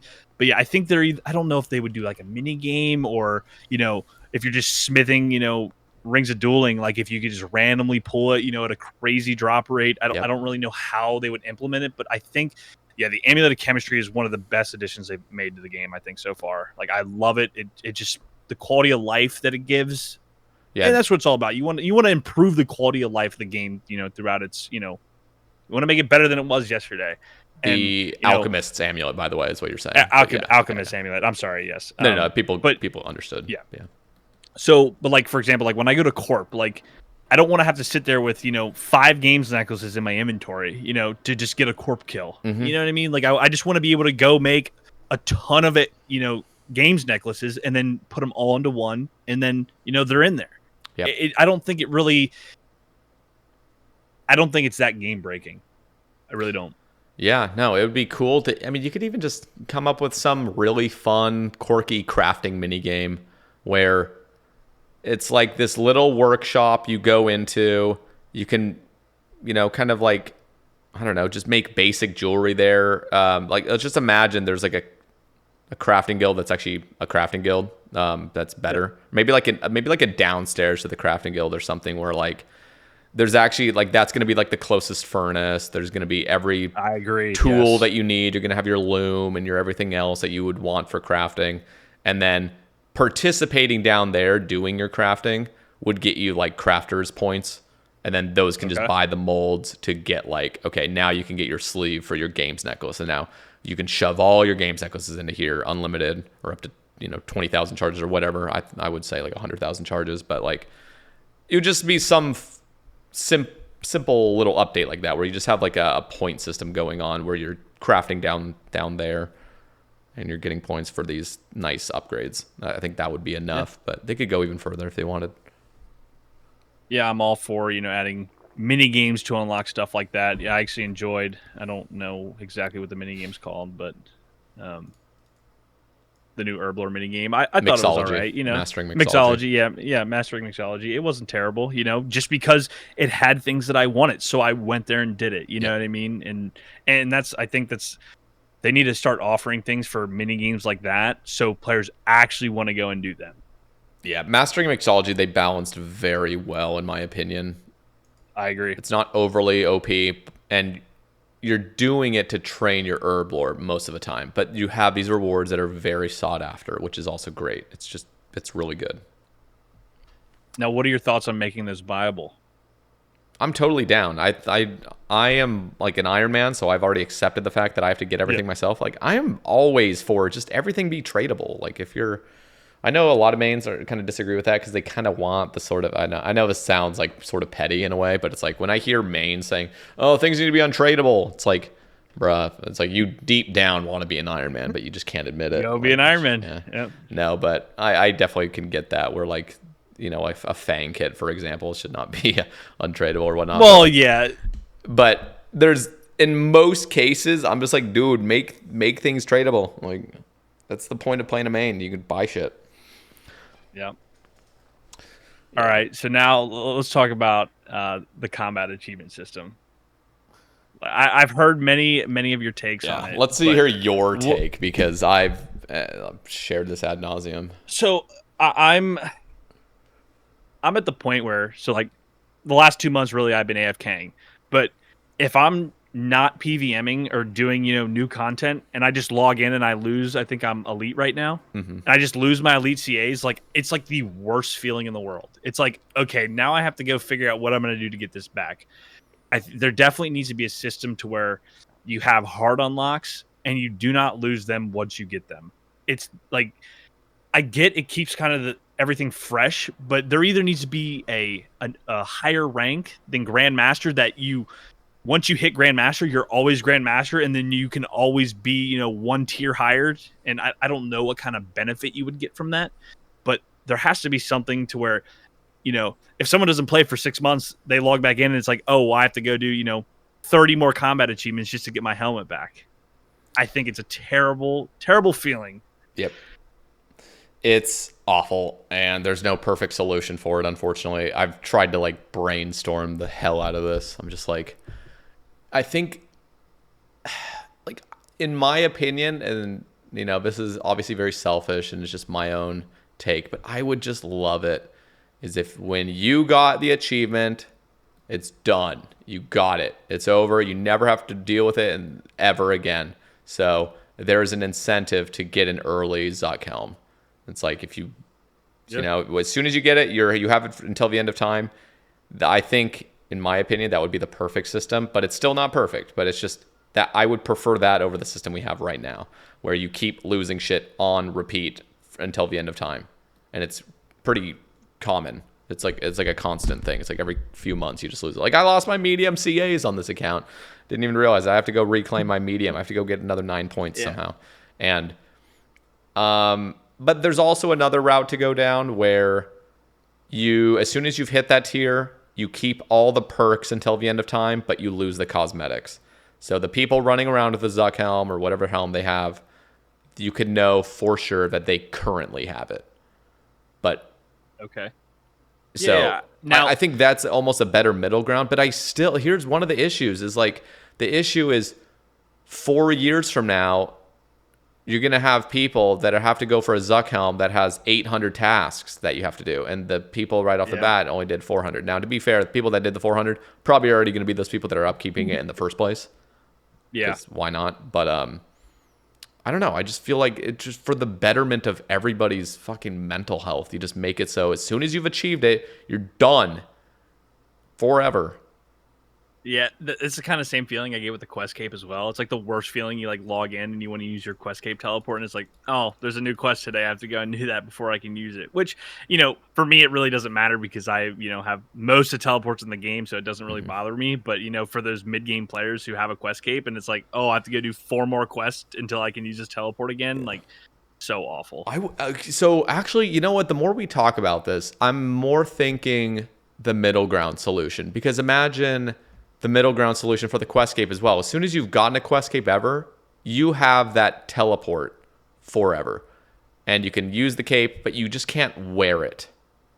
And it would be the same thing with the Zuck helm and whatever helm.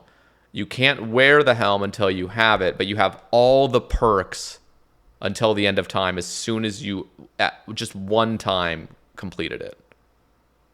So would you have them... Yeah. But that goes back to the thing where it's, 400 combat achievements is for a Grandmaster or whatever it is. Yep.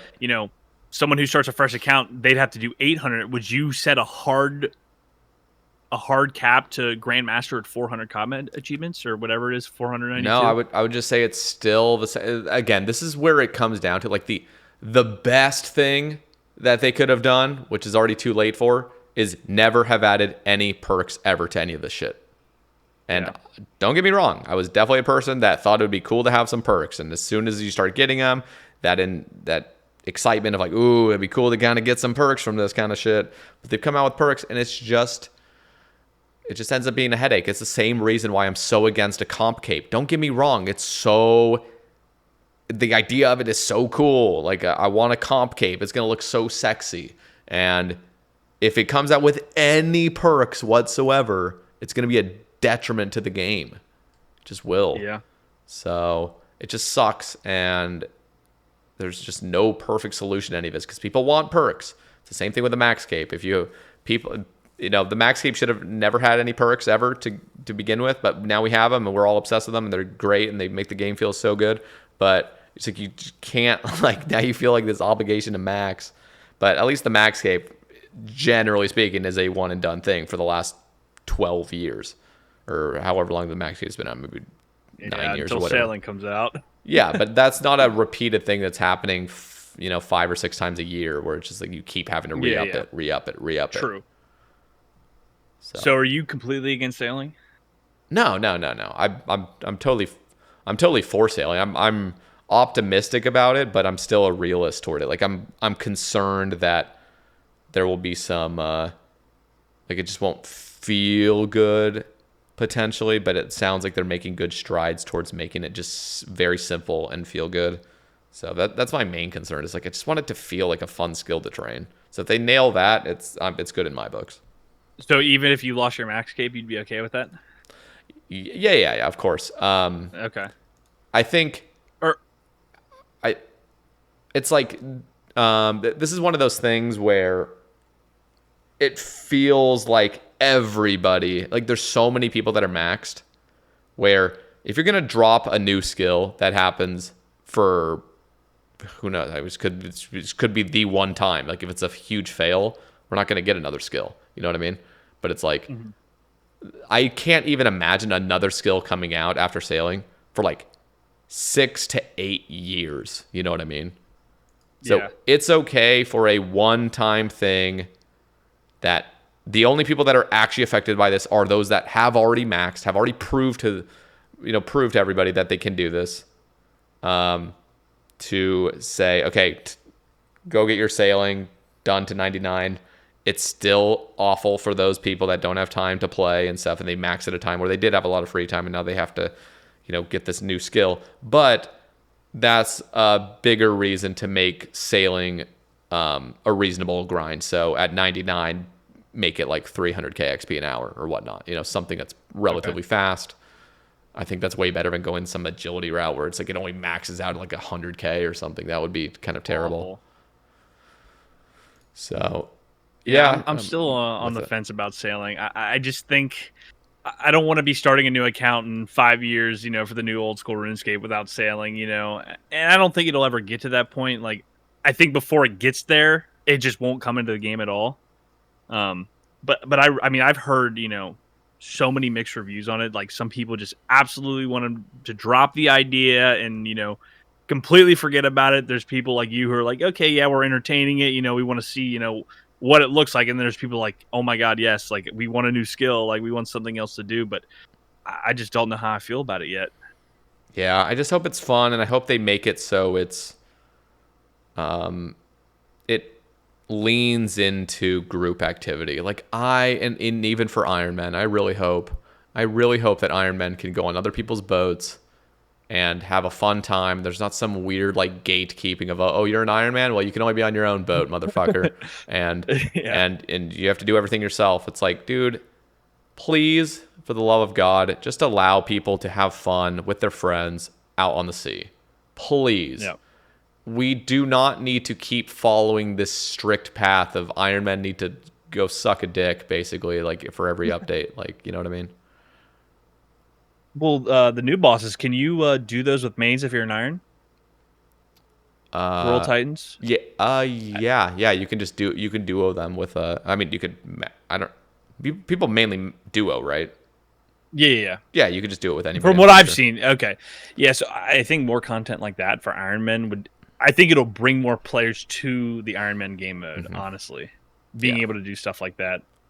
I don't know if there'd be a way to go back and make it so you can do like God Wars with an Iron Man. Like, I think that's kind of all set in stone. But like, I've always entertained the idea. Like, man, like I wish I could go do bandos with my main friends. You know what I mean? Yeah. Yeah. There's definitely like nothing about this is black and white. There's just some gray areas where you have to pick and choose. But when it comes to like sailing in particular and just bossing going forward, it just feels good, even if you're an Ironman, to just have the ability to do it with friends if it is built for that and sail. And yeah, I would love it if as an Ironman, like I could go into other people's POHs. Like I maybe I can't use any of the stuff there, but at least I can go in there for like a house party or whatever. If somebody's maxing and they're doing it at their POH, it'd be fun to just be able to enter there and not just everything's right. Everything is like not able to be used for the Ironman, but you could still be there and have fun.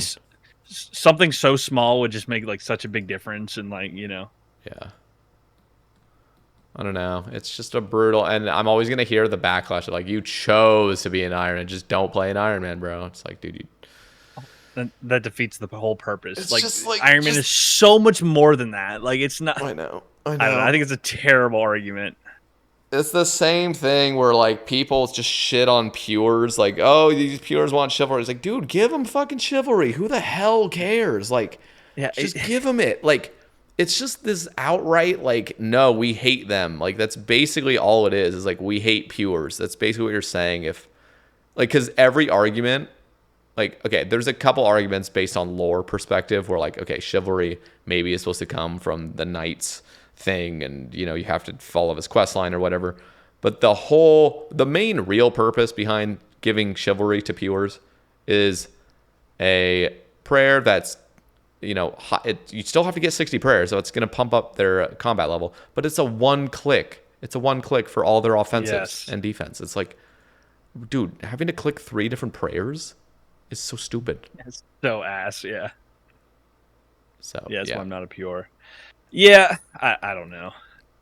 But the people that like chose to limit yourself, and that's their only reasoning. I can at least appreciate the people that are basing it off of lore. You know, they're nerding out. They have a decent argument, but it also goes back to just the whole like quality of life. Like, you want people to enjoy the game. Like, we don't want to make it too easy, but like it's not game breaking at all. It's not like it does it, and it's like, affects... dude, just have a little bit of empathy as well. It's like, yes, just imagine. I know it's impossible for these people to imagine. Just imagine you played as a pure. Like, wouldn't you want an option like this? Wouldn't that be cool for your account? Yeah. It is such a small percentage of the players. Like, if everybody was a pure, I guarantee you they could have pures would have chivalry. Oh yeah. Like, I don't know. I know. People are just stuck in this mindset, like, oh, well, you're limiting yourself, so you have to suffer. Like, that's not how the game should be. Like, they're challenging themselves, but they also want to like enjoy the game and like have, you know, these quality of life updates that people get, you know, that everybody gets. Yeah.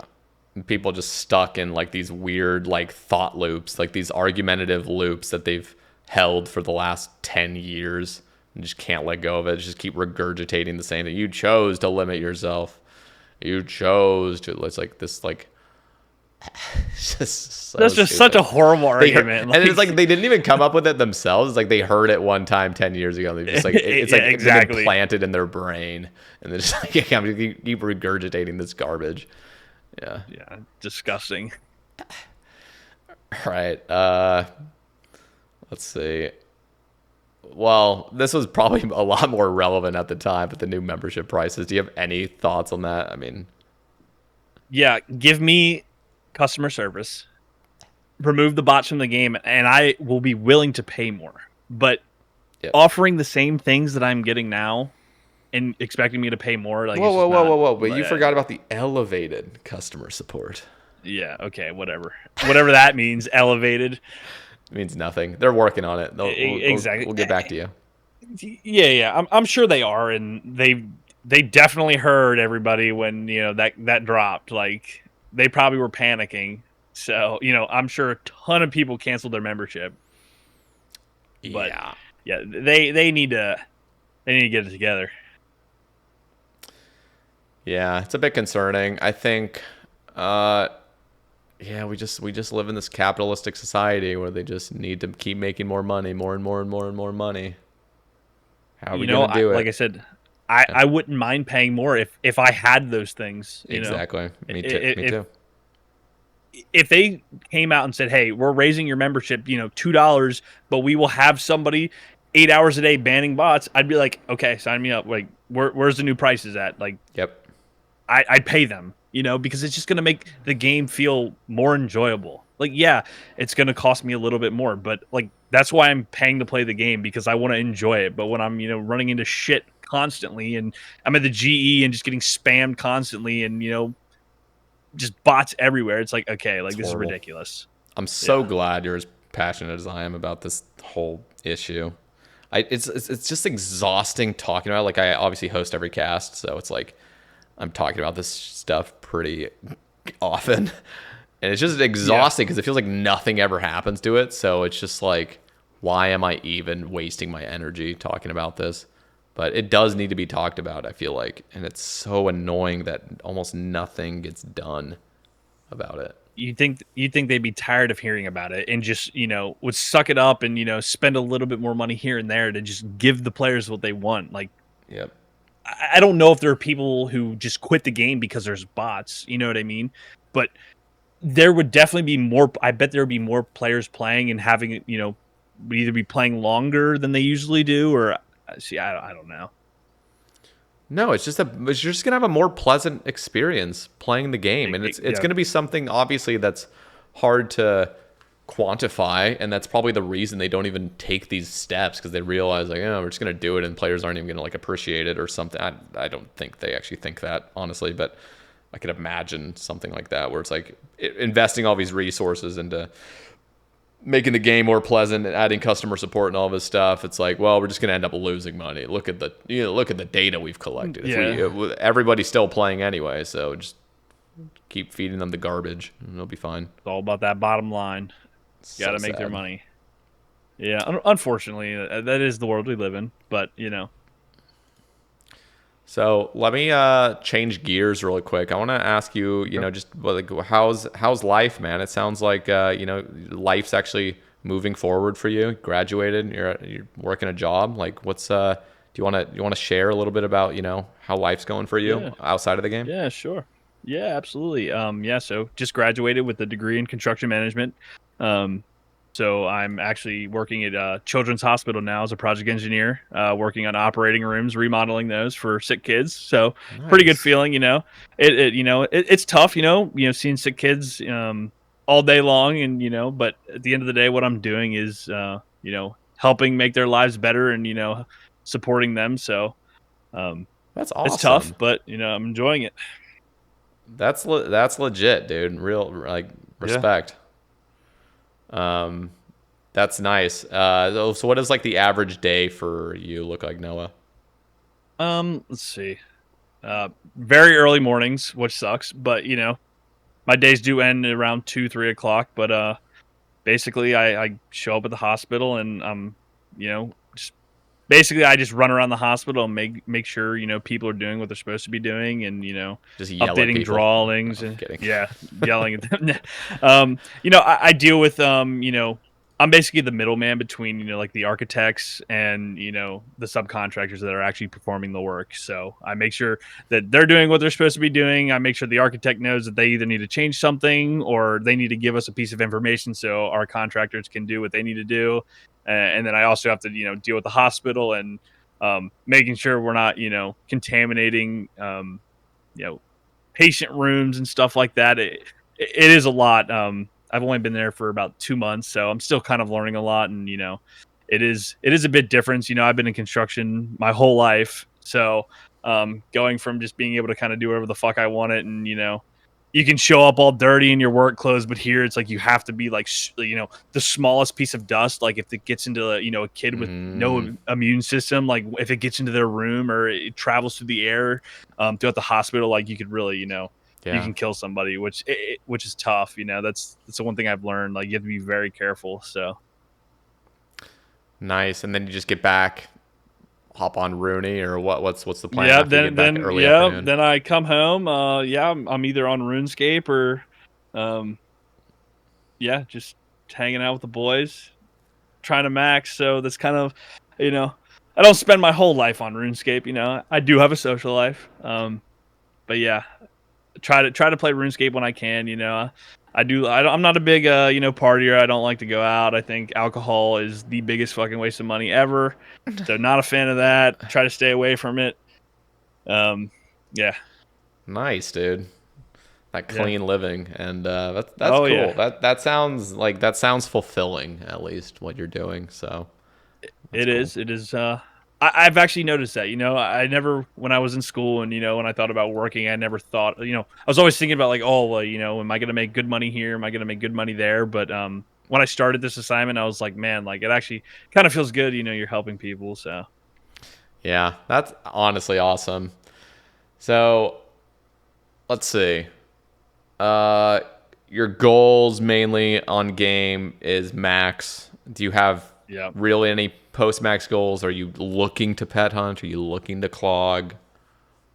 Yeah, Or I really do want to get into clogging. I still do it now, but obviously I'm missing a lot of big items. But I definitely need to get into Tob. I want to get all three mega rares. So Scythe is kind of my next big item. Then I'll probably go DT2 bosses, try to get those rings, and then and then nice. just do. I want to do whatever makes me happy. That's what I want to do. I That's want to what's do what I'm going to important. enjoy, and that's Do I want to go back to Chambers and get full ancestral? No. So maybe I won't for a little bit. Eventually, I'm sure I'll find my way back there. When I have better gear and I'm feeling up for it. But yeah, Yeah, no, that's so painful. Like that's always gonna be the yeah, chip on your shoulder. Like I know. so So bad. now, what are your like any plans to go back to Sae Bae ever? Or Yeah, like I've logged in a few times.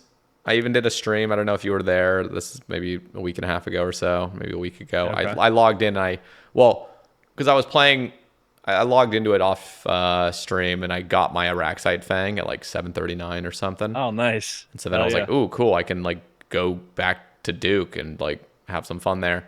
But so I spent a stream, just chilling out at Duke, did a couple trips, and then I don't know. It's just like it's just not hitting the same. But I'm at the point where that's like fair. I'm like with you where I just want to have fun with the game. So if I'm Yeah, feeling going on to Sae Bae, I will not even hesitate. I will just go onto it.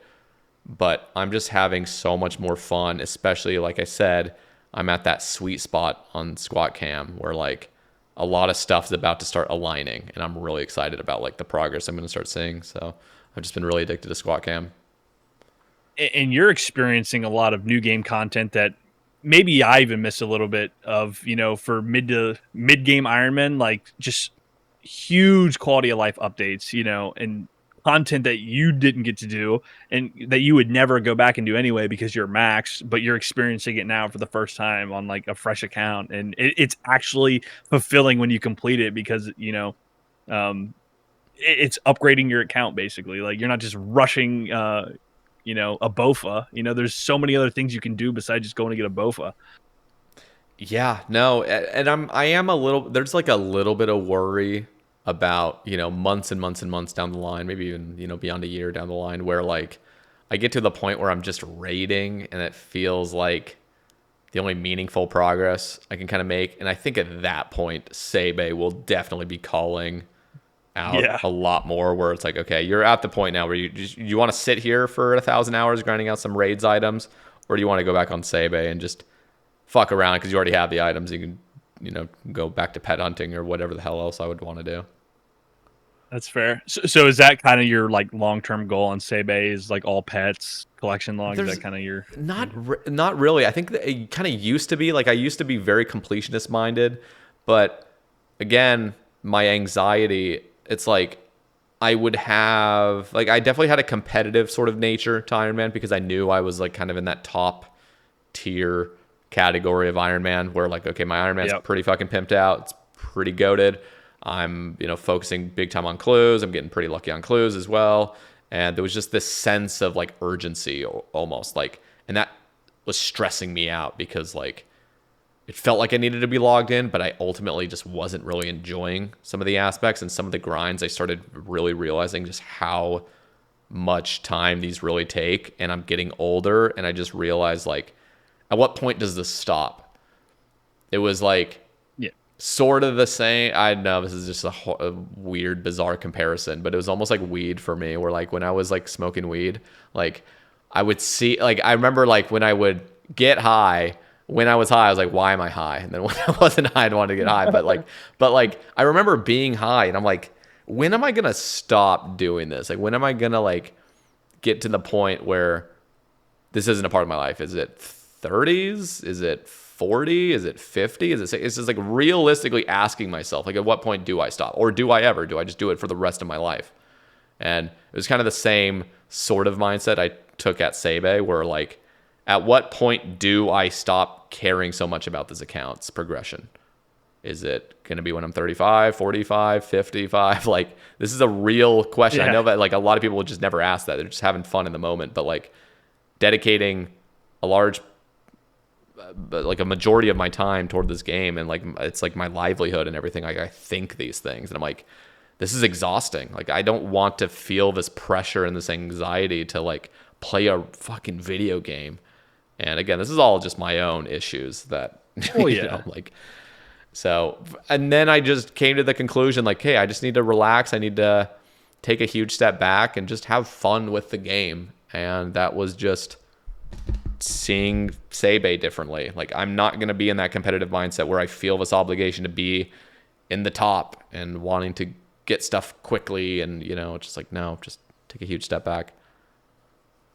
You just want to do what you want to do. Yeah. And there was I feel it. And there was pressure to it as well because it felt like people knew me for that. So people saw my content as like, oh, Sae Bae knows what's up. He's in the know. Like he's always like doing the new stuff on his maxed Ironman. So I can rely on him for like some information. And now that I've taken a step back, I feel like I've kind of in a way lost that trust from some people where like people came to me for certain things. And now because I've just taken a huge step back, they don't see me the same way, which again, there's that pressure and there's like that kind of livelihood aspect where like I don't have the luxury to truly just take a huge step back because I've dedicated my life to like playing RuneScape right now. And that's really stressful in a lot of ways for me. Okay. So any plans, like obviously you probably think about this, but I mean, do you plan on doing RuneScape, your entire career, or do you want to, have you thought about going into, other types of podcasting, or, I don't know if you thought about other games, anything like that? I want to like do other content. I would love it if I could get to the point where like I could just do more lifestyle stuff. Like I think RuneScape will always be a part of my life. I think. Oh, absolutely, it will. Yeah, and I want to, like, for example, this podcast gives me the most fulfillment of any project I'm working on right now. Like, going live, playing RuneScape, it's great and all, but it's not my passion. It just isn't. Live streaming is not my passion.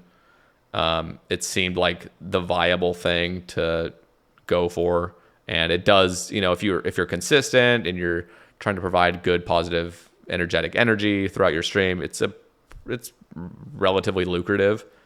And I'm definitely lucky to like be in that position, but I've definitely taken so many breaks now, and I don't take it as seriously because it just doesn't hit for me. Like I just don't get that. And like I'm at the point in my life now where I'm like about to turn 30 and I'm like, what do I want to do? Like I love the content creation. I love the freedom of like doing my own thing, but there's just I'm like petrified of like taking any huge risk or huge leap because it's like I'm just so attached to like the comfort of like, okay, let me just keep doing what I'm doing. Like it's safe kind of here. But it's just not as fulfilling as I'd want it to be. So like I'd love, optimally, to answer your question, like I'd love to keep the cast going for years and years and years and have that sort of be my RuneScape tie to the community. And even expand it. So maybe even start getting like face cam casts and like maybe even like if it grew enough, have just something else that's going on, maybe even shorter form stuff, just kind of reinventing how it goes. I've even considered making my own separate podcast where it's just IRL, where I just talk about random shit. I just don't think that would be that interesting. Like it just, why not? it's just like that fear of like failure. It's like the fear of like doing something and then having it crash and burn. And it's like, ugh. Like that's gonna take that's not gonna feel good. You have the easy part down. You already have a community that supports you, So if you talked about, but this would not. Sorry to interrupt. It's like, but this would you're good. This would be separate from RuneScape entirely. Like I just don't think. I think people like listening to me because their main thing is they like RuneScape, and I'm offering something that is getting their passion like talked about.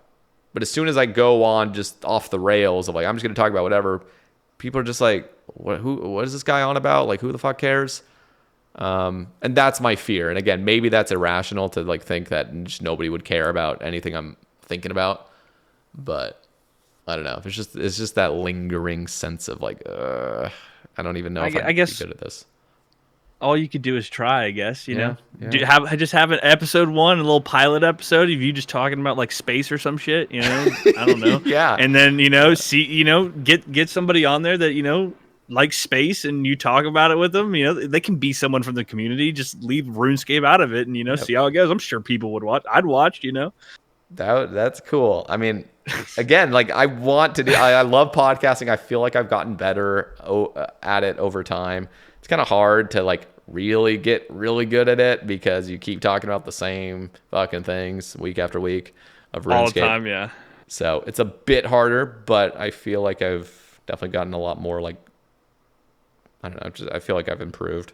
And so podcasting is really fun. And I don't know, that would be something I'd like to do. And then also like I love fitness and I love like other things like that. I love food. I've always thought about like maybe having like some sort of food sort of channel or like some fitness channel where it's like just basic, like, I don't know, like almost like a, for the average guy, that wants to stay fit, but is not like dedicating their fucking life to the gym or trying to get like on drugs to build a crazy physique. Just Awesome. something that's like toward the gamer community. Like here's some lifestyle habits that would help you potentially. But again, I get in my head again. I'm like, dude, I am not the healthiest person. I'm not mentally or physically. Like it just feels like you need to be at this place where like you're the best at something in order for anything you have to start rolling. Be perfect. Yeah, it sucks. I feel that. Yeah, that is tough. I have that so bad.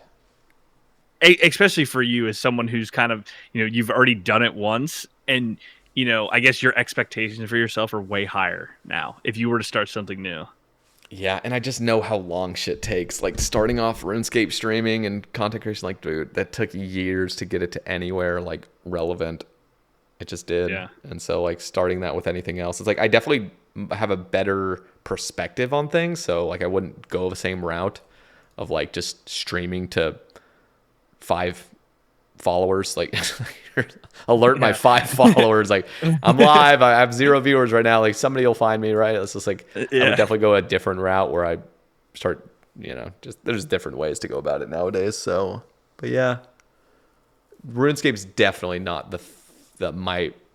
I would not want to just be still focused on RuneScape after when I hit like 40 or something. Like it's just I mean, if I could, and if I could keep like feeling like it's fulfilling, like 100%, I would take it. But I just don't see that. Like I feel like I need to diversify, and soon. Do you think RuneScape will be around in 10 years? Oh yeah, it will. It'll 100%. What do you think? I think that 2035. I think it'll be fine. But I think the player base is getting older, and I don't know the metric of how many younger players they're bringing in. You know what I mean? That's a good point. Like we started playing the game when we were, I think I was 13 when I started playing. So, bringing those, that younger group of audience in, like that's kind of the untapped market. Like for, someone from your business standpoint, you're looking for more, RS players and you want to bring those players over. I don't know how many kids are waking up like, oh, I'm going to, go try RuneScape. It's all about, Fortnite and battle royales and all this other shit now. Yeah, dude, you know what? I think about this. I think like, I feel like Jagex in a way, maybe this is just my content creation rotted brain, but I'm like, I feel like the content creation side of RuneScape is so important to old school success. Like, just imagine there was like Absolutely. no YouTube scene of like old school RuneScape. I wouldn't know how to do half the stuff I do in game. Yeah, I mean, like the guides alone, but then you also have like the people making the snowflakes and creating really creative series where it's like, whoa, okay, this is a new way to play RuneScape, and people get more excited about it. And I'm like, dude, this is a very niche game, and I think if Jagex wants to create like super long-term like health with this game, it's to invest in their creators a lot more.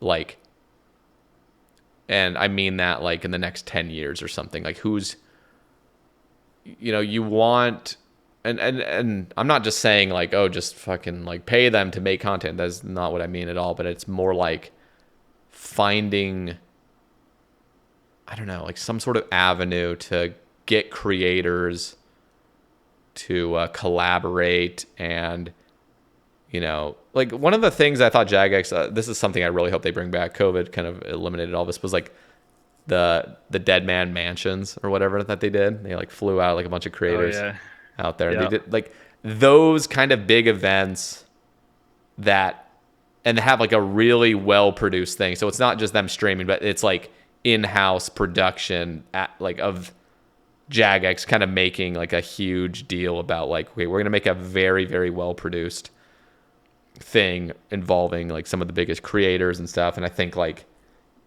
that is going to be I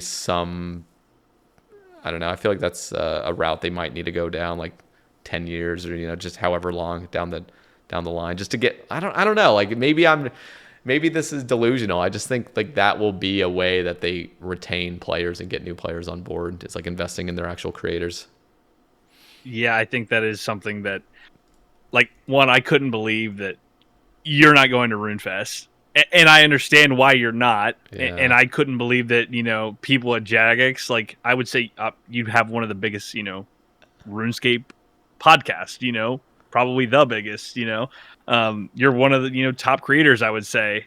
I think they're focused more on, I don't know, I can't remember what release, but I think it's when I first started playing RuneScape. Like they paid like Asmongold or something like that to play RuneScape, and it's like, why are we paying this guy all this money, and he doesn't even play the game like that? Like he doesn't, like invested in someone who actually cares about the game and plays it all the time, and who has a community that actually is into RuneScape and who can actually bring players over. Like I'm sure they got some players from Asmongold, streaming. I think it was maybe the Wildy update or something when it first came out.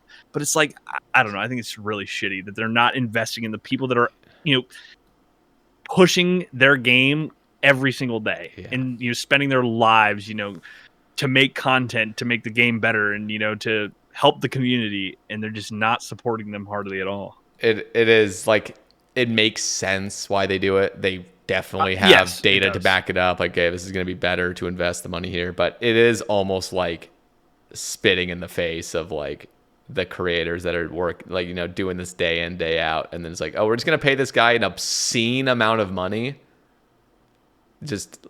I think, wasn't like Charlie as well brought on? It was like Asmongold and like, Moist Critical and whoever else. Yep. And it's like, dude, easily they're paying somewhere in the six figures, like just easily. Absolutely, like something ridiculous to just get these people to talk about their game for a little bit, and it's just like, yeah, it makes sense. Like I can't really like necessarily blame them, but and it's not like you're asking for six figures to to talk about their game. You're doing it every day, constantly. Just a little bit of support and to show that like, hey, like we see what you're doing for the game and we appreciate it. Like I said, the whole RuneFest thing, like I couldn't believe when I heard that. Like I think that's bullshit. But yeah, it's just like I'm so like, I just realized like, okay, I don't want to sound like an entitled fucking jerk, like at all. But I was pretty sad when like they were talking about, hey, we're reaching out to everybody. We have this thing that we want to give accommodations to creators to come out to RuneFest. This is the first RuneFest we've done in 5 years. So, just say here, if you need help getting any sort of accommodations for RuneFest. And I was like, okay, like I'll do the sign up thing. I did it twice because it obviously I got canceled once. And then just getting the news back that it's just like, oh yeah, we're not going to be able to help you at all it feels so like, awful. It's just like, okay, I get it. I don't need to be entitled. Like I, maybe just need to pay my own way or whatever. But it is just like, damn, okay. So this sucks. It is a slap in the face. I mean, it really is. Yeah, just, I don't know. Even like it's like not like everything needed to be paid for. It's just like something, but just to show that they care. Like, hey, me even talking about this, like I know how this comes across. It's just like I sound so entitled, but yeah. But I don't even think there's a problem with that because you have done so much for the community. You know what I mean? And you do, you spend a majority of your life, doing stuff for the game and, content, constantly. So, and even for the people like, maybe if you were going to RuneFest, I'd be like, oh, I want to meet, Sater in real life, maybe I would go to RuneFest, but maybe it's like, oh, well, Sater's not going to RuneFest. I'm not going to go to RuneFest. It's like, yeah, they're bringing the big content creators out, but there's still those the smaller guys that all these people in the community want to meet, and that would be so big for you as well. I don't know. Have you ever been to a Rune Fest? No, I haven't. And That's what I'm saying. It's just yeah, it's depressing. Like it actually is it because is. like I've dedicated like my life to the game for like the last 6 years, Yeah. and it's like I'm just saddened by it, and it's just like I wasn't financially like set up to go to RuneFest this year, so it's just like, well, fuck, there goes that. It is what it is. Yeah, it's whatever. I don't know. Yeah, it is unfortunate. Yeah, what can you do? Hopefully, Yeah. I don't know. Hopefully next year or something I can go because I've definitely like been wanting to go. I even was saying like in previous casts like I will 100% go as soon as RuneFest comes back, but it's just like finances just didn't work out. You got to It's do what's just like- right for you. Yeah. Exactly. So It's unfortunate. All right, I got one more thing. yeah, let's hear it. When are Sae Bae Saturdays coming back? I need a Sae Bae Saturday. Yeah, it's just like it can't really work right now with squat cam, can it? It's just gotta. I mean, it we can. gotta- I we mean, gotta hop there back on can. the Sae Bae. I mean, you have birdhouses on on Squat Cam. Like you have something. I we mean, do got the nest. That's right. That's all we really need. I'm sure you can go get some grubby keys or something. Yeah, that's the other thing with I won't touch on this too long. I've already feel like I've been talking too much about the entitlement or whatnot, but streaming things like that, like those kind of bait streams genuinely give me so much anxiety because Really? yeah, they do. It's just because I feel like in a way it's shady. Like I just feel shady doing it. It just feels slimy, like trying to make the whole stream about like, hey, like pay me kind of in a way. Like you want to have some fun? Well, give me money to do it. And the whole name of the game of streaming is kind of that ultimately. But there's a way to make it like not slimy. And so me doing any sort of bait stream, I've always just had this like lingering feeling like, ugh, like I hate that I need to do this in a way. Like there's just like sometimes there's like I felt like, okay, this would help me, for the next couple months, set me up nicely, potentially. But the whole thing is just like, I really wish I did not have to do any of this. I wish I could just have a fun stream where like the last thing I'm thinking about is money, but it's just not the case. I understand that, but like from my point of view, I'm thinking, all right, I can give this guy $5, and if I pull a mahogany seed from a birdhouse, there's a chance that he has to do a 24-hour stream, and I get to watch him struggle to do a 24-hour stream. You know what I mean? Like, I get that kind of excitement. Like, man, like I got to pull here, so you can do a 24-hour stream. You shave your head. I think that was one of them. At one point, you had to shave your beard. You know what I mean? Like, it just spices things up a little. For sure. And I like enjoy them enough, but I definitely had to take like a break from it. It's just like, it's just like, I don't want to be this guy that's just always sending some bait stream or some subathon or some other thing or here's another sponsorship down your guys' throat. It just sucks. And I'm like, I don't know. It's just the way, I don't know, maybe it's my mentality on it's skewed. Yeah, I guess I obviously don't know your perspective because I'm not, basically asking people for money.